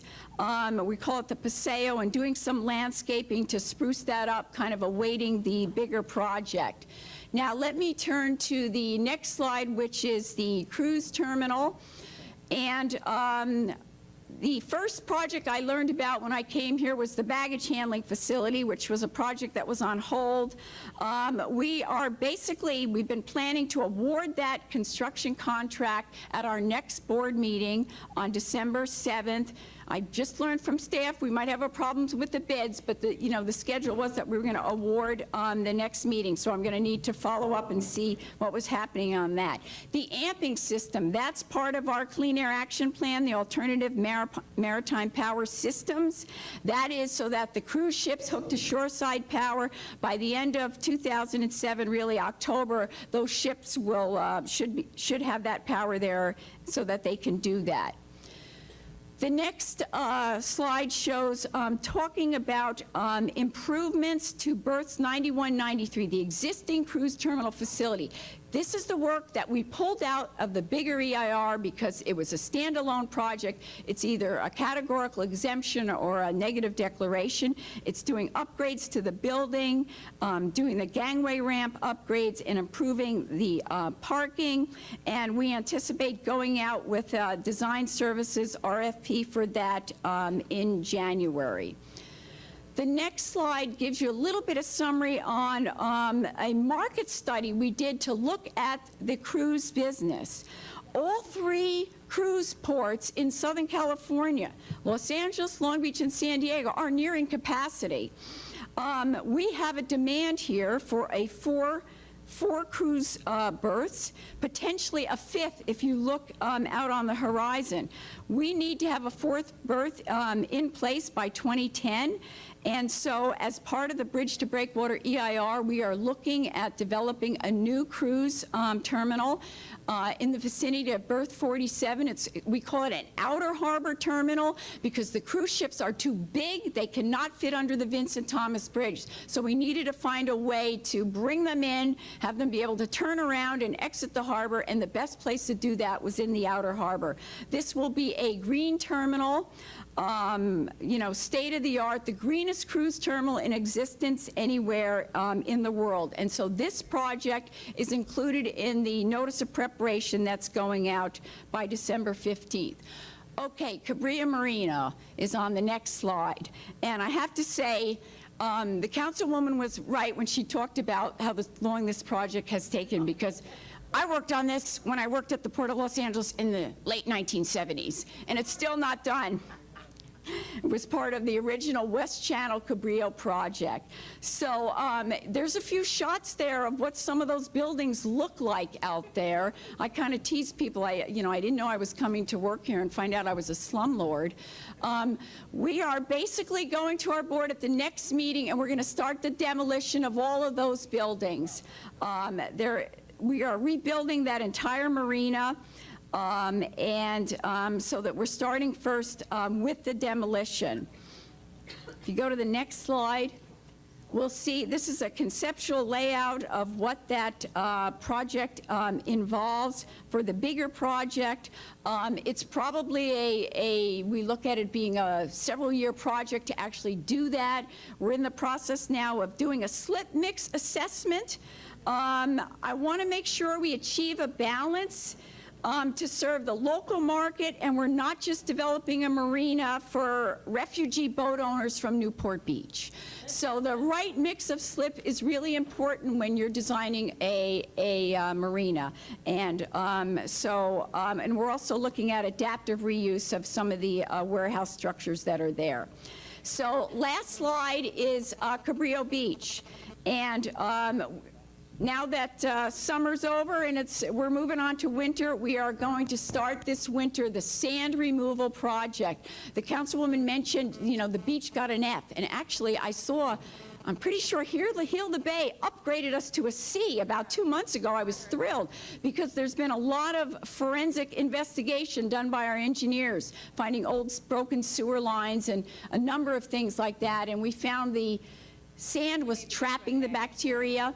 And so now, working with the U.S. Army Corps of Engineers, this winter we're going to excavate all of that sand and replace it with new sand. And we think that will have a significant improvement on the water quality and prevent these continued high bacterial levels. And so that's underway. So I know I went through that really quickly. I've got a number of staff around that can answer particular questions. And I know if you really want to get into our full capital program, that's almost, I'd be happy to even come back at another time and go through that for the council, because there's a lot in that as well. I just had a few questions. I mean, this is a great overview, particularly for people who haven't seen it. And I love it that my council colleagues are seeing. And Ed, really, for us down here, the whole waterfront redevelopment is probably as important as the LA River redevelopment for the rest of the city. I mean, that's really how we feel about this. This is a treasure. People have felt they have been cut off from their waterfront.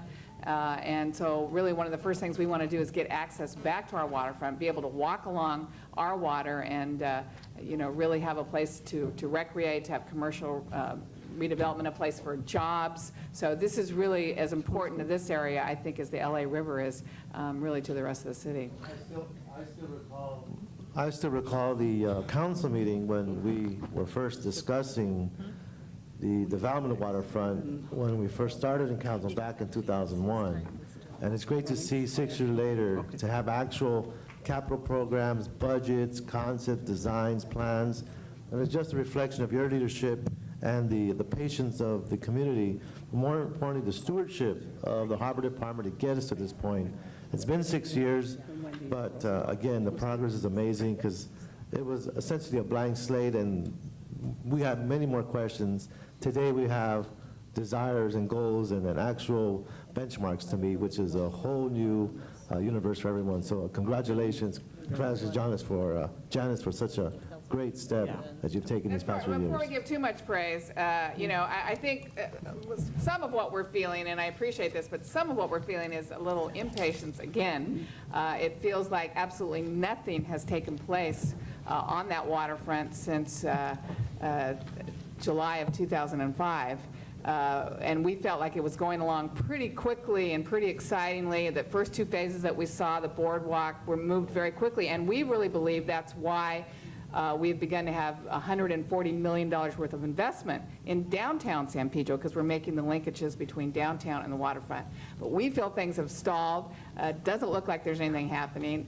All this looks great, but just again, for the record, we know we've got this grand fountain that is supposed to be constructed. Actually, we were originally given a timetable of it being done by last May, I think.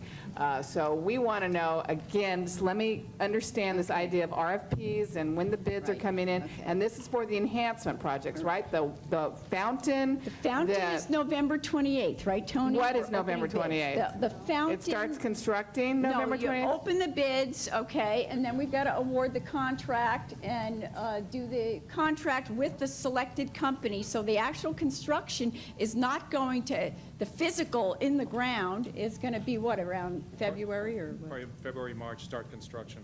See, again, that's disappointing. That's very disappointing. That fountain has been on the books for a long time. And that was something that was presented to us, 2 years ago. So that's disappointing. What about the plaza at the base of the Maritime Museum, which again is a direct linkage between downtown and our waterfront? When can we expect that to be constructed?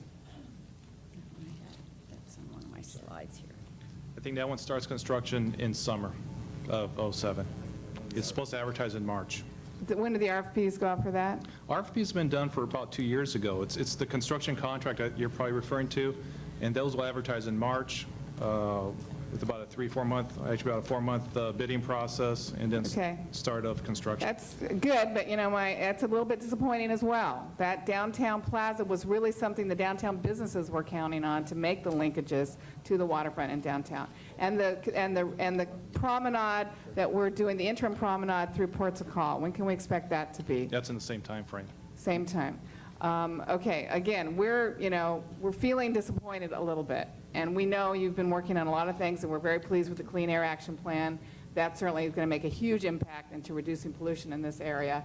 But I will tell you, there's a lot of people that have been very disappointed. I will just say that. And we hope we're going to keep you to these benchmarks and deadlines, and it's all nice and good. But it's been disappointing that nothing has gone on that waterfront in almost 2 years. One of the things I noticed coming here is how long it takes to get through the contracting process in Los Angeles, and I'm not... Oh, don't blame us for that. No, but one of the things, my goal is to try and look at trying to cut that time in half for the Harbor Department, because I think there's a lot of things we can do on saving time. And Councilwoman, you mentioned the Clean Air Action Plan. As one last final comment, next Monday is from the Port perspective, a very historic day. It's the first ever joint meeting of the Board of Harbor Commissioners of the Port of Los Angeles and the Board of Harbor Commissioners of the Port of Long Beach. This has never happened before. Yeah. And there's only one agenda item, and it's the Clean Air Action Plan. And to the people that spoke, I'd be the first one to agree with them that it's only a start. We got a lot to do, but I think it's a good start, and hopefully I can come to council and give you a little bit more on a presentation on that plan in itself. And then I know there's one more thing. I just really want to emphasize this second phase of the marina. That is so important. You know, we are a port town. We certainly, that's the industry here, you know, international trade industry, but we have great recreational yachters. We have two wonderful yacht clubs here, the Cabrillo Beach Yacht Club, and then the oldest yacht club in Southern California, the LA Yacht Club, is stationed here. We are very fortunate in Los Angeles to be the beginning of the Trans-Pacific race that goes from Los Angeles to Honolulu. It's like the largest, most world-renowned yachting race, and we have it to begin with in Los Angeles. And we want to see the Port of Los Angeles bring many more resources, not only to that race, but to providing more slips for visiting boaters. We want people to come from all over and have a place to pull in the harbor and eat lunch here, recreate here, and visit our downtown. So we really hope the port puts more resources into what is an already existing treasure, and that's our yachting community. Thank you very much, Ms. Hahn. Our next speaker on this item will be Ms. Gruhl. Thank you, Madam President, and congratulations, Ms. Hahn. And I'm sure the port knows and your community knows, but I know that you are going to keep them on that timeline and be a nice nudge to all of them to get it moving. As a young child, I used to come to the Ports of Call, and now with my young child, I come to the Ports of Call and to this region. And I think that one of the things that you've been able to do is create that sense of excitement. I've seen, and maybe I'm more aware since I've become a council member, but all the events that you've tried to create on the waterfront to say to people across the city and across this region, we do have a Ports of Call. We have an area that is important, and it begins to bring people to see that and create that sense of urgency and interest in the development there. And I think it will, people won't just look at the Port of Los Angeles as where we have so much of our goods and services across the country.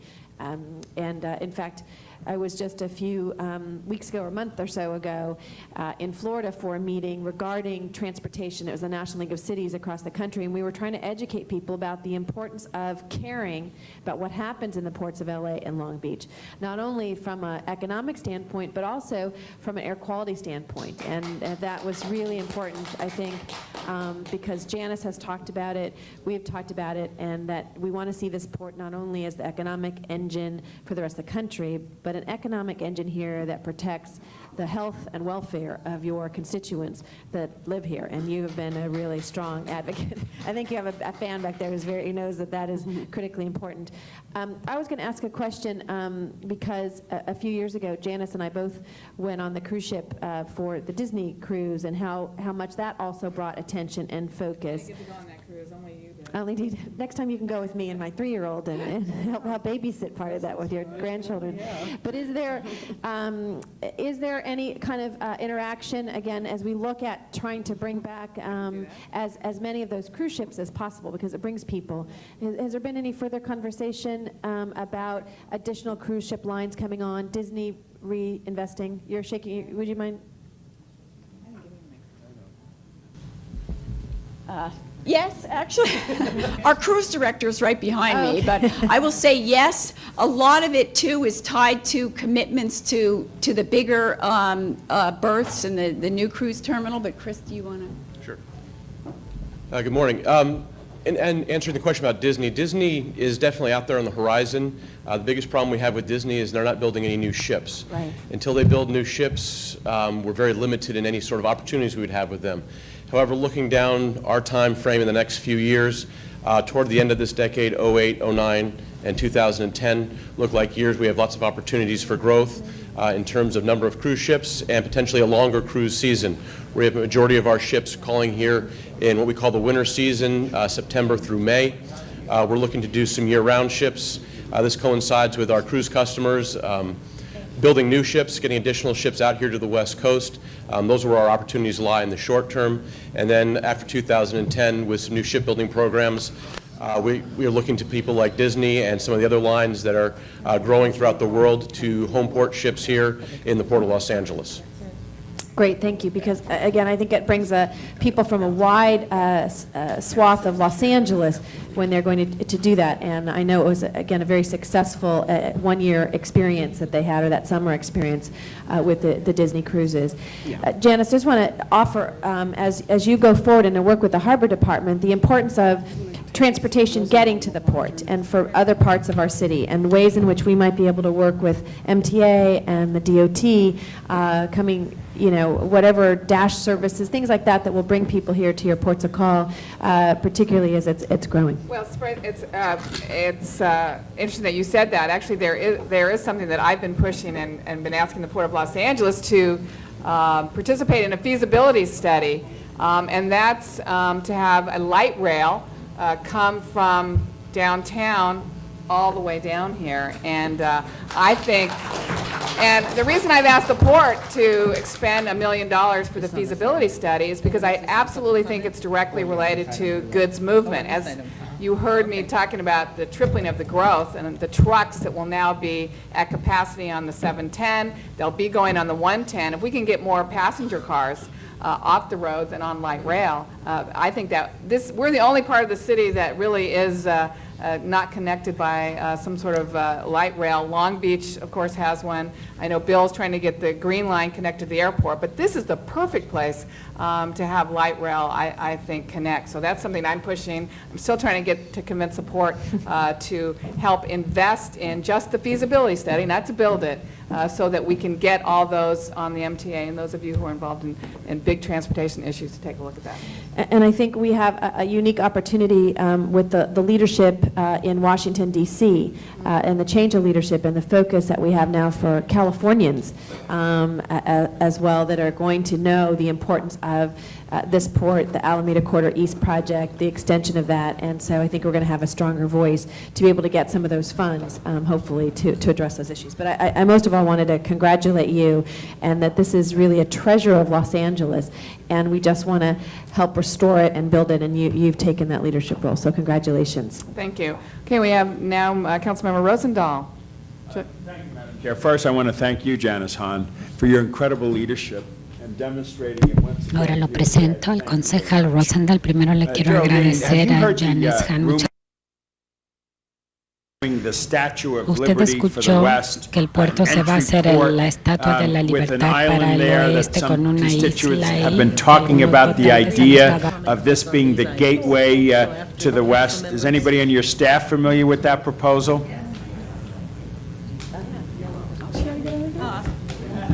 The answer is no. Yeah, right, yeah. Well, there's a proposal out there that's been out there for the last couple of years, which talks about one of these pieces of land that goes out. I'm not familiar with it enough to actually even get that far with it, but as a gateway to the United States. You know, historically, it was the Statue of Liberty back east, but obviously, as they come from the south and they come from the far east, we are a port of entry of great note for all kinds of people and connecting it. I know my colleague Janice Hahn is familiar. We've had a couple of presentations here in the harbor, and I look forward to some kind of a report back about that in a sketchy way. I want to thank you from going from Long Beach to LA and for obviously getting those two commissions together, first time ever, because the Long Beach Harbor and the LA Harbor are joined, obviously, by the ocean, and the cooperation, collaboration, and working together is essential, frankly, for all of us, and I applaud you for taking leadership on that. And as for Janice, your comment about light rail, 100% agree, and if we get the Green Line going, it's going to go down the South Bay. And the ultimate dream would actually be to tie it in down here and bring it all the way up, because my district is totally gridlocked from people coming from the South Bay to work in the 11th District, and to get the Green Line through the South Bay up into LAX and up into Santa Monica will help us. And I'm very hopeful now that we have the bond measure passed and billions of dollars to actually start all these infrastructure, massive public projects, that we will be able to make some headway. But thank you for your leadership, and thank you for your presentation today. Thank you. Thank you. And just to make a comment, Bill, certainly when we began talking about redeveloping our waterfront, you can imagine the ideas that have been coming from far and wide. People have been dreaming about a well-developed waterfront and have great ideas from I think it was called the Statue of Responsibility, that someone has actually proposed. It's a 300-foot tower. We have a group in San Pedro, our Italian Americans, who want to do La Piazza, which would be an Italian piazza on the waterfront. So we have a lot of ideas, which is why we're hoping the EIR gets released quickly and we begin studying all of these ideas to see the kind of waterfront that we want to build for not only San Pedro but for Los Angeles. Mr. LaBonge, you're on. And, Dr. Nance, thank you for your very good report. I really appreciated seeing that in the handout as well. I will, if I could, Ms. Hahn, help join in, because I do believe in centennials and celebrations. There's a lot of great history in this city from when Mulholland brought the water here and the Port of Los Angeles and all the very interesting factors. So I want to add to that and also suggest in community parades somehow the port be given an invitation. We all have small community parades in our district just to get the awareness up, so I'll work with your office on that. I also am president of Sister Cities in Los Angeles. We do have an annual Sister City Festival, which will be in the spring next year, and I would propose we have one in the fall. There's great support for Sister Cities here in the ports, and the port is so important to our sister cities, so I'd like to work with you. And Norman Arakawa of your staff does an excellent job for the port as well as our Sister City program, so I want to thank you for allowing him to help us in that. Bridge to Breakwater, I think, Ed, it's neck and neck between the great work that you're doing on the Los Angeles River and the great work that Janice Hahn has done in the past to bring people back to the water. Because what makes Los Angeles great is the weather and our environment of this great ocean out here and those beautiful mountains. Yes, we have problems of the smog and air pollution that we're going to deal with. But as a human being, because we're situated in this environment, it makes us very special people. And to get people back to the port, to the water, I just want to say, do that, and you'll get greater support from more people. Because once they come back, we brought the bikeway back between Fletcher Drive and Riverside Drive near Griffith Park. It gets people back to the river, and they say, that's something special. Because I still vision in my mind as a child, as we mentioned earlier, of seeing the cargo ships. There were no containers then. They'd have the big rope nets that would bring all the goods out, and seeing that, and it's fascinating. And I know I've taken my son, who's 8, down here. He's fascinated by Bridge to Breakwater is most important, and you get more support for that. I also want to say on a recent trip to our sister city of Berlin, I was down one of their rivers, and they took an old container ship, and they, if I could use the right word, hauled it out, and they made a pool in the ship. So I'd like to propose that we send someone from the Port of Los Angeles to Berlin to look at that ship and see if we could duplicate it. Wouldn't it be fascinating if people could actually swim in a big ship, like a big pool, in a fascinating way with slides and all the fun that goes to it? They'll remember that, and kids from all over Southern California, instead of going to Disneyland, will come to this great swimming pool inside a ship somewhere at the port. I wanted you to look at that, if you would, please. Also, strong support for the red car. I think it's great what you're doing in the museum. We do have an old blimp, they call it, out at Griffith Park. And if that would help you, please let us know, because maybe you could restore it. We could loan it to you, and people from all over the city could enjoy that. And I'm glad you're working with the Paris Museum, which has so many old pieces out there, but the people don't get to see it as much. Lastly, I wanted to ask you, there's the Alameda Corridor. It's not lastly, I got a few more than that, but on the Alameda Corridor, you know, on the weekends, I don't know if all the Union Pacific freights are moving, but I would love to see us work with Metrolink and create a San Pedro flyer that possibly would come out of Union Station with the network of the trains that come in there already, and at Hobart Yard, switch to the Alameda Corridor and come down here and get people to the port, because I think it really empowers residents when they engage in their community. And I, thanks to you and your staff, brought 40 of community leaders from the 4th District last summer, down here for a tour, and they didn't realize how important the Port of Los Angeles is and how special it is. So if you could look at a connection, if that's possible, because I know someone else owns the rail lines, but try to create a San Pedro flyer. Thank you. Lastly, I want to say the Harbor Gateway, which was a project, and Ms. Hahn, I should give you great credit, because it was your father who fought for and brought us the Blue Line that was the first light rail line, the most busiest line there. It went to Long Beach because it was the historic red line that went there. But the Harbor Gateway is an underutilized transit way right now. Sometimes you see ghost buses riding down there. We should look to see what we could do.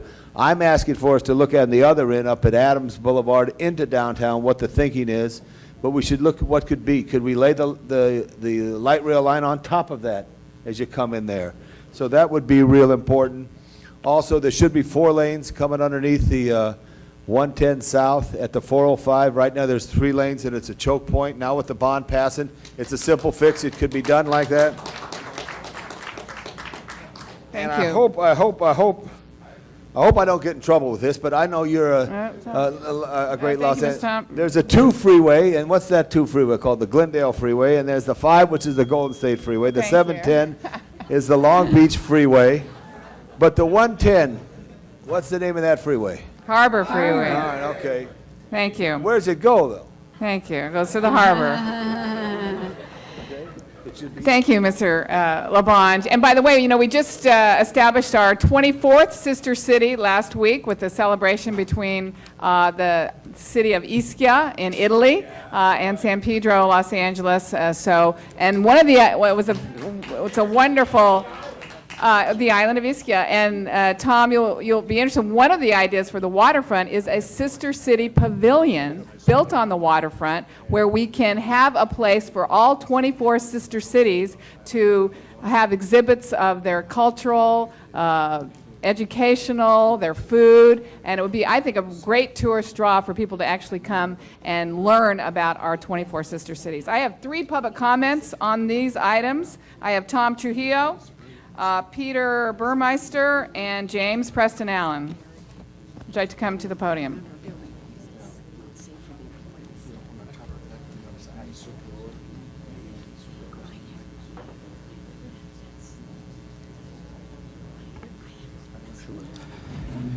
My comment started out good morning. I'll say good afternoon.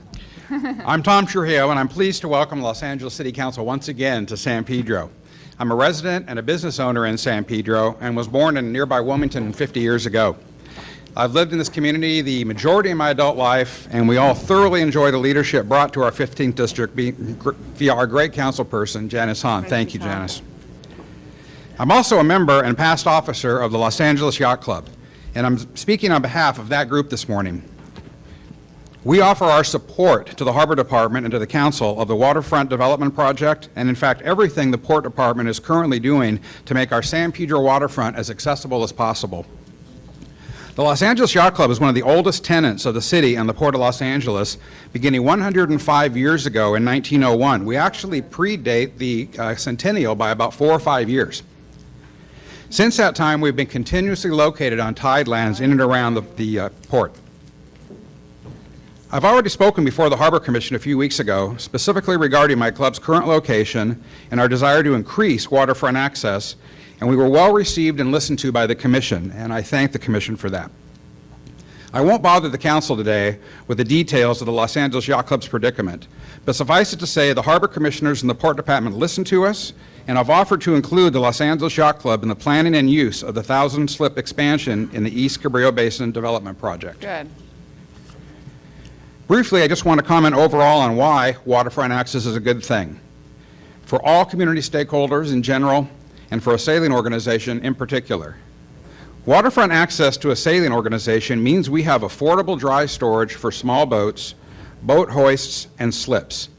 All these amenities offer us the ability to offer sailing programs, such programs accessible to all stakeholders in the community, not just to our private members. A sailing program for juniors and young adults, available both to our members and to the entire local community, is considered the lifeblood of any group like ours. In conclusion, any effort to increase waterfront access is welcome by the Los Angeles Yacht Club, and we support the East Cabrillo Basin Project and the San Pedro Commercial Waterfront Development Project. Thank you. Thank you, Tom. Next speaker. You got it? Yeah. I called 2 other people. I know James Preston Allen and Mr. Burmeister. Peter Burmeister. Good afternoon, Council. My name is James Preston Allen. I'm the publisher of San Pedro's only locally published newspaper, Random Links News.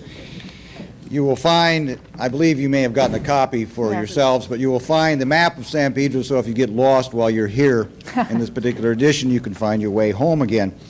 I also sit as the vice chairman of the San Pedro CRA CAC, Community Advisory Committee, for the downtown area that abuts the Port of Los Angeles.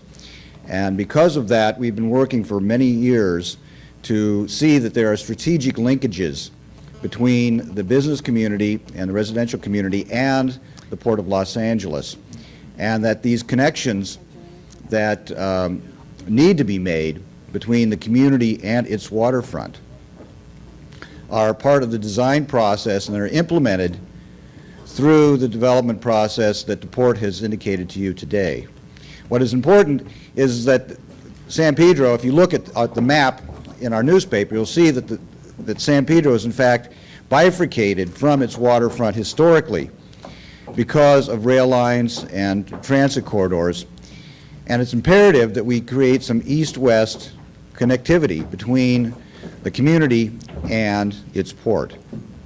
The Harbor Freeway and the rail line that comes north and south works somewhat like a freeway does in other parts of Los Angeles, creating a ghetto out of one side and a good neighborhood out of the other. It's imperative that we work with the port and that we have your support in helping to create these linkages, the east-west linkages, and it may mean that we need to use transportation money. It may mean that we need to use construction money from the City of Los Angeles or from the state through the bond measure for transportation to actually create bridges and foot overpasses and whatnot to create connectivity between the community and its port waterfront. Thank you very much. One other item. At some point in the near future, an item will come before the City Council, creating an arts, culture, and entertainment district for the town of San Pedro, which will be done in a fairly unique way. And I would urge the council to keep an open mind to the way in which this is created, because it's coming directly from the grassroots. It's coming from the artistic community and the business community and has widespread support and will have more support as time goes on. And that plan will come through the CRA Commission and will come to the council within the year, I believe. Thank you very much for your time this morning. Welcome to San Pedro. Thank you. Peter, and then Arthur Hernandez. Hello, I welcome you to San Pedro. And my concern is... Speaking to the mic. My concern is the housing project down on the Harbor Boulevard, because we're spending a lot of money down on inviting a lot of tourism, and we have a good program, and it is very dangerous, and there's a lot of crime down there, and I hope that the police department going to look at that area very closely, because it is an eyesore. If you walk down there, we have beautiful promenade on one side, and we have a big crime with the tourists, and they can go in there. So we should really look at that project very close eye. Thank you. Thank you. Art. Yes. My name is Arthur Hernandez. I represent the Wilmington Property Owners Association. Also a board member of the Wilmington Neighborhood Council. I'm here today and I gave copies of my memorandum about the monitoring of the Watson Yard. I monitored them from within my house. I wasn't outside, so the magnification on that as far as noise goes about 50 times. And it's over a time period of about 2 months. It covers an area of impact in Wilmington and the Watson Yard. The environmental impact in there is so great because of the movement of containerization and the globalization of containers in Wilmington that's coming about. Right now, we are impacted in that area to the degree where there's noises coming about every minute. There are bang sounds, squealing sounds of the wheels, and we need to do something about it. I gave a report to the LA Port and the commissioners and gave recommendations. Also, in that was there was too much environmental impact on residents. Also, Long Beach should help by participating and improving the rail system Route 2 from Ocean to Cerritos Channel. There should be 3 or 4 rail lines to handle Berth 300. Also, the impact of tank cars, which causes a hazard in Wilmington, should be moved, possibly the Terminal Island, to eliminate that hazard. We, in Wilmington, I've noticed that back in the Watson Yard, there's a diesel death zone there, and that could be improved. Also on Harry Bridges Road, there's a diesel death zone. Thank you very much for your comments this morning. I thank you very much. Thank you very much. Madam President, a vote is required on items 16 and 17. Okay, Madam Clerk, if there's no other council members wishing to speak, open the roll. Gruhl, Hahn, Labange, Parks, Perry, Reyes, Rosendahl, Smith, Weiss, Zine. 10 ayes. Do we have any other comment card on that item? Stephanie, are you public comment or just? General comment, okay. We're not done with that yet. The next item, Madam President, is item number 18, and that was called special for card from the public. Okay. Mark Niddickman? Mark. Got it. Thank you very much. Council members, I'm Mark Niddickman of Shepherd Mullen. We represent Sgt. Pepper Housing LLC. You should have our letter on file from the Tuesday agenda when this item was originally noticed.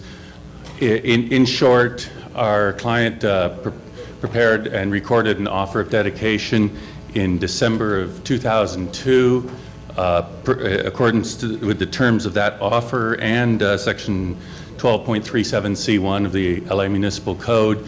That offer was good for 1 year. Thus, the offer expired 3 years ago, and we would like the council not to take the recommended action of belatedly accepting this offer. Thank you. Happy to answer any questions. Thank you. Oh, Mr. Parks? Do we have city staff here? What item is this? 18. 118? Yeah. Why don't we just Continue that to Tuesday so we can work it out with the staff and That date then would be November 21st. That's without objection.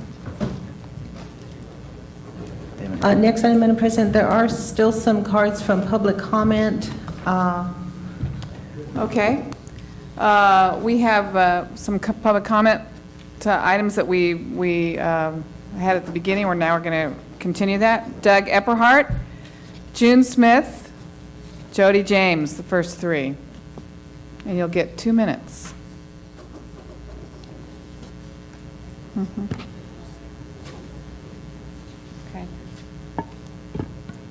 Okay, when do you need to leave? Okay. I don't see Doug. My name is June Burlingame Smith. I want to welcome the City Council to our area. I'm president of the Point Fermin Residents Association, an association founded by my husband, Greg Smith, spelled a little bit differently. Absolutely, absolutely. It's a pleasure meeting you. And I want to welcome you to, there will be, I think, a dedication ceremony of the Greg Smith Conifer Grove in very shortly. We've been working for approximately 9 years on getting a sign developed that will be an educational sign for the Grove. And we look forward to having all of you come to that dedication, Janice. I also want to say that there are exciting things going on at the Angels Gate Cultural Center with a new master plan that I hope that all of you are aware of. That will also be a master plan for the whole park, and that's extremely important and energizing and wonderful. I want to compliment Geraldine Natz for her leadership in the port. I think that she's done an outstanding job in breaking through some of the log jams that we've had with the process. I sit on PCAC and have chaired the Coordinated Plan Subcommittee for Bridge to Breakwater. what she has done and been able to present to you today would not have been possible without the 5 years of effort by PCAC. And I want to recognize PCAC's implementation of the community will, and I want the council to be aware of that. Last, I want to say 2016. San Francisco just bailed out. Who's that leave? Leaves us. And I would like to, I think most of the port staff has left by now, but I would like the port staff to remember 2016 while we're going forward with the EIR-EIS. That's great. Thank you, Janice. Thank you, June. Okay, Jody James and Stephanie Martisich. Thank you. I'm speaking for myself, but my name's Jody James. I'm a member of San Pedro Peninsula Homeowners United and also Northwest San Pedro Neighborhood Council. Thank you to our president, Diana Nave, for circulating and telling you about the newsletter. And my big interest in the picture on the front of this newsletter is AmeriGas and our community action that was quickly put together to support our councilwoman Janice Hahn, and we thank her very much for taking leadership on getting this dangerous facility dealt with. I'm an old-fashioned girl. I think that the purview of our elected officials would be to take care of the interest of our citizens, our community members, and I think highest among the priorities would be to take care of our health and safety. And this is a facility that is very old. We were told 30 years ago that 25 to 30 years is about the lifetime of this facility. There are 25 million gallons of propane. This is located within about 6 to 8 blocks of 3 schools. And we have a new fire station, paramedics, and new police station being going in, less than half a mile of this facility. If it's occurred to you that perhaps our first responders would be the first to be taken out in the case of a big explosion. And AmeriGas is aging and has always been a concern to us. And I would appreciate very much if that would be put on the front burner and dealt with. Our community is very, very concerned about it. And in September, after our community action, we sent every single member on your board letters and a request to respond. Only 2 of you responded, Councilmember Zine and Hahn. And this was a picture I'd like to circulate, had to do with this. Please put this on the front burner and help us with this very important issue that frightens us all. Thank you. Stephanie Martisich. Hello, I'll echo the welcome that everyone's extended to all of you coming to San Pedro and enjoying our beautiful environment. I am Stephanie Martisich. I am the festival director and co-founder of the LA Harbor International Film Festival. And we exist because we have tremendous support and sponsorship from the Port of Los Angeles, from our wonderful councilwoman, Supervisor Don Kanabe, Star Fisheries, Ponte Vista at San Pedro. Our poster has all of the logos and entities, including Absolute Vodka, a brand that came in this year, which is really tremendous. And we are only heading into our 4th year. By the way, next year, the festival occurs April 26th through the 29th. Key elements are the education outreach program we call Read the Book, See the Movie. We've received over $30,000 worth of books donated from major publishers, HarperCollins, Valentine Books, etc. We've chosen classics, we've chosen contemporary films. Walt Disney supports us. We had the Mint Vault print of 20,000 Leagues Under the Sea this past year. We are reaching out to you. This is a great opportunity, thank you, so that you can see me, you will hear from me or someone representing our small organization, maybe my mother, the teacher over there, because your constituents are our audience. We want to welcome you here. We can work with your offices. We had a great event where we brought in several buses of people from Watts who've probably never been to this part of their district. This was for a special event called Watts Stacks last February. I see the key elements, cultural and aesthetic and educational as the Warner Grand Theater, our iconoclastic movie palace on 6th Street. At the bottom of 6th Street, the Maritime Museum, which has a fabulous exhibition opening early December on the fishing industry, by the way, and this entity, the Cabrillo Marine Aquarium and Museum. And linking it through all the transportation and so forth will be great. So please, work with us, help us get people here to enjoy all of these things. And our festival, by the way, is about celebrating and enjoying movies. Thank you. Thank you very much. We have no more public cards, but is there anybody else in the audience wishing to address us? We'll hear from you now. Okay, we're done with public. Council has motions for posting and referral, and that clears the desk, Madam President. Members, are there any announcements to be made today? Yeah, I have one. Ms. Hahn. Thank you. I just want to remind everybody that tomorrow, the mayor of Los Angeles is holding his Day of Service, which attracts thousands of volunteers from all over, and he's chosen our community of Watts, which is in my council district, to be the Day of Service. We're asking everyone who wants to volunteer a little time and feel good, come to Watts tomorrow morning, 7:30 a.m. We're registering everyone at the 109th Street Park, which is about 109th and Central. It's actually a couple of blocks east of Central by the Maxine Waters School. So a lot of projects, from painting murals in the schools to cleaning up graffiti to planting some gardens in the housing projects, housing developments in Watts, to just basically pouring a little love on that community. And it's not too late to come. You don't have to pre-register, but if you'd like to do something tomorrow morning from about 8 to noon, please show up in Watts and help us make that part of the city better for the residents that live there. Thank you very much, Ms. Hahn. Are there any other announcements? Mr. Parks. Thank you, Madam President. Just like to announce that the State of the 8th annual event is going on this evening at the African American Museum in Exposition Park from 5:30 to 8, and we'll be honoring our elementary, middle, and high school students, and also many of the stakeholders in the 8th District. I'd also like to announce that Saturday, the 18th, is the 5th Annual Education and College Expo at Jordan High School that goes from 8 a.m. to 3 p.m., and the monthly Urban Policy Roundtable in Leimert Park at Lucy Florence starts at 10 a.m.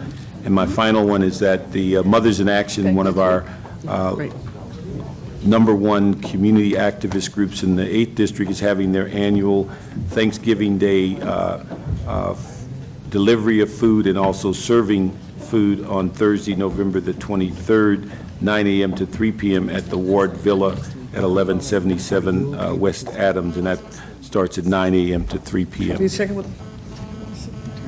Thank you very much, Mr. Parks, and I also would like to make an announcement to please join me and the Gallery Row Organization for Music on Central Avenue, live music by Mickey Champion featuring Deacon Jones and band, and the Santee Education Complex drum line.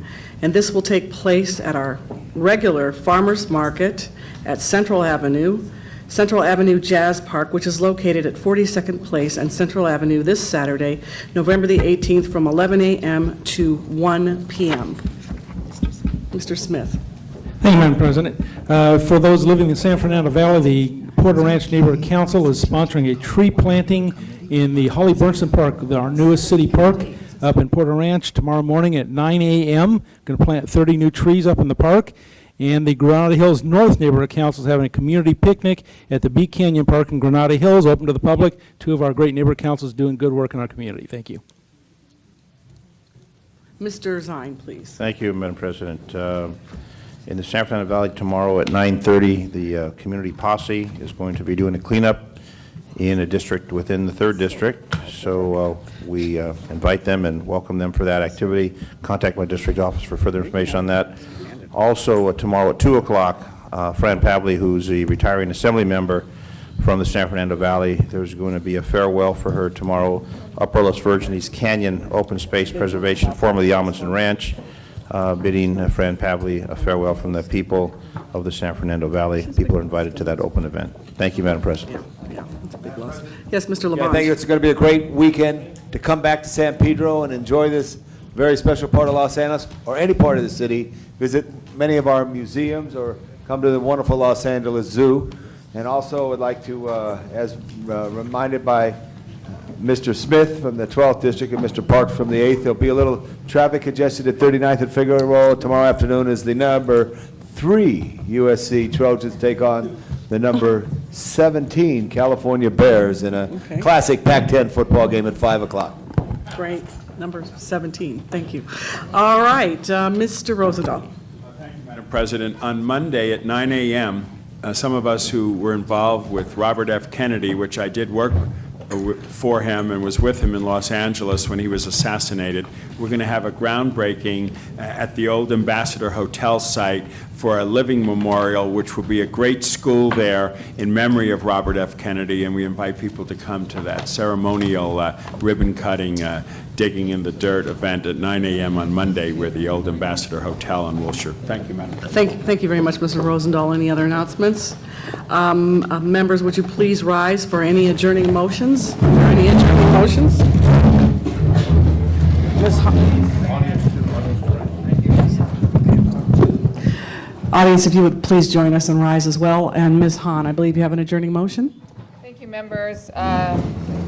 This was a particularly sad one, but I'm going to ask us to adjourn our meeting today in the memory of Whitney Young, who was only 19, and she was a graduate of Palos Verdes High School. She was a victim of a hit and run while attending San Diego State. It's been, a lot of people have been following this on the family's website, and friends have been gathering to pray for her recovery, but she was taken off life support yesterday.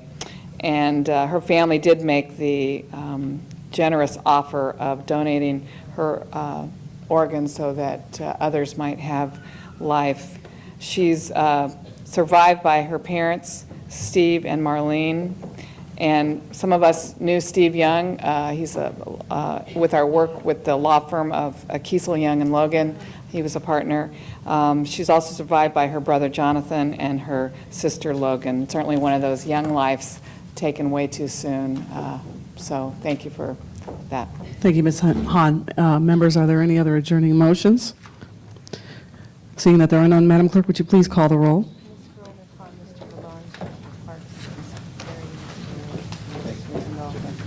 Thank you very much. The meeting is adjourned.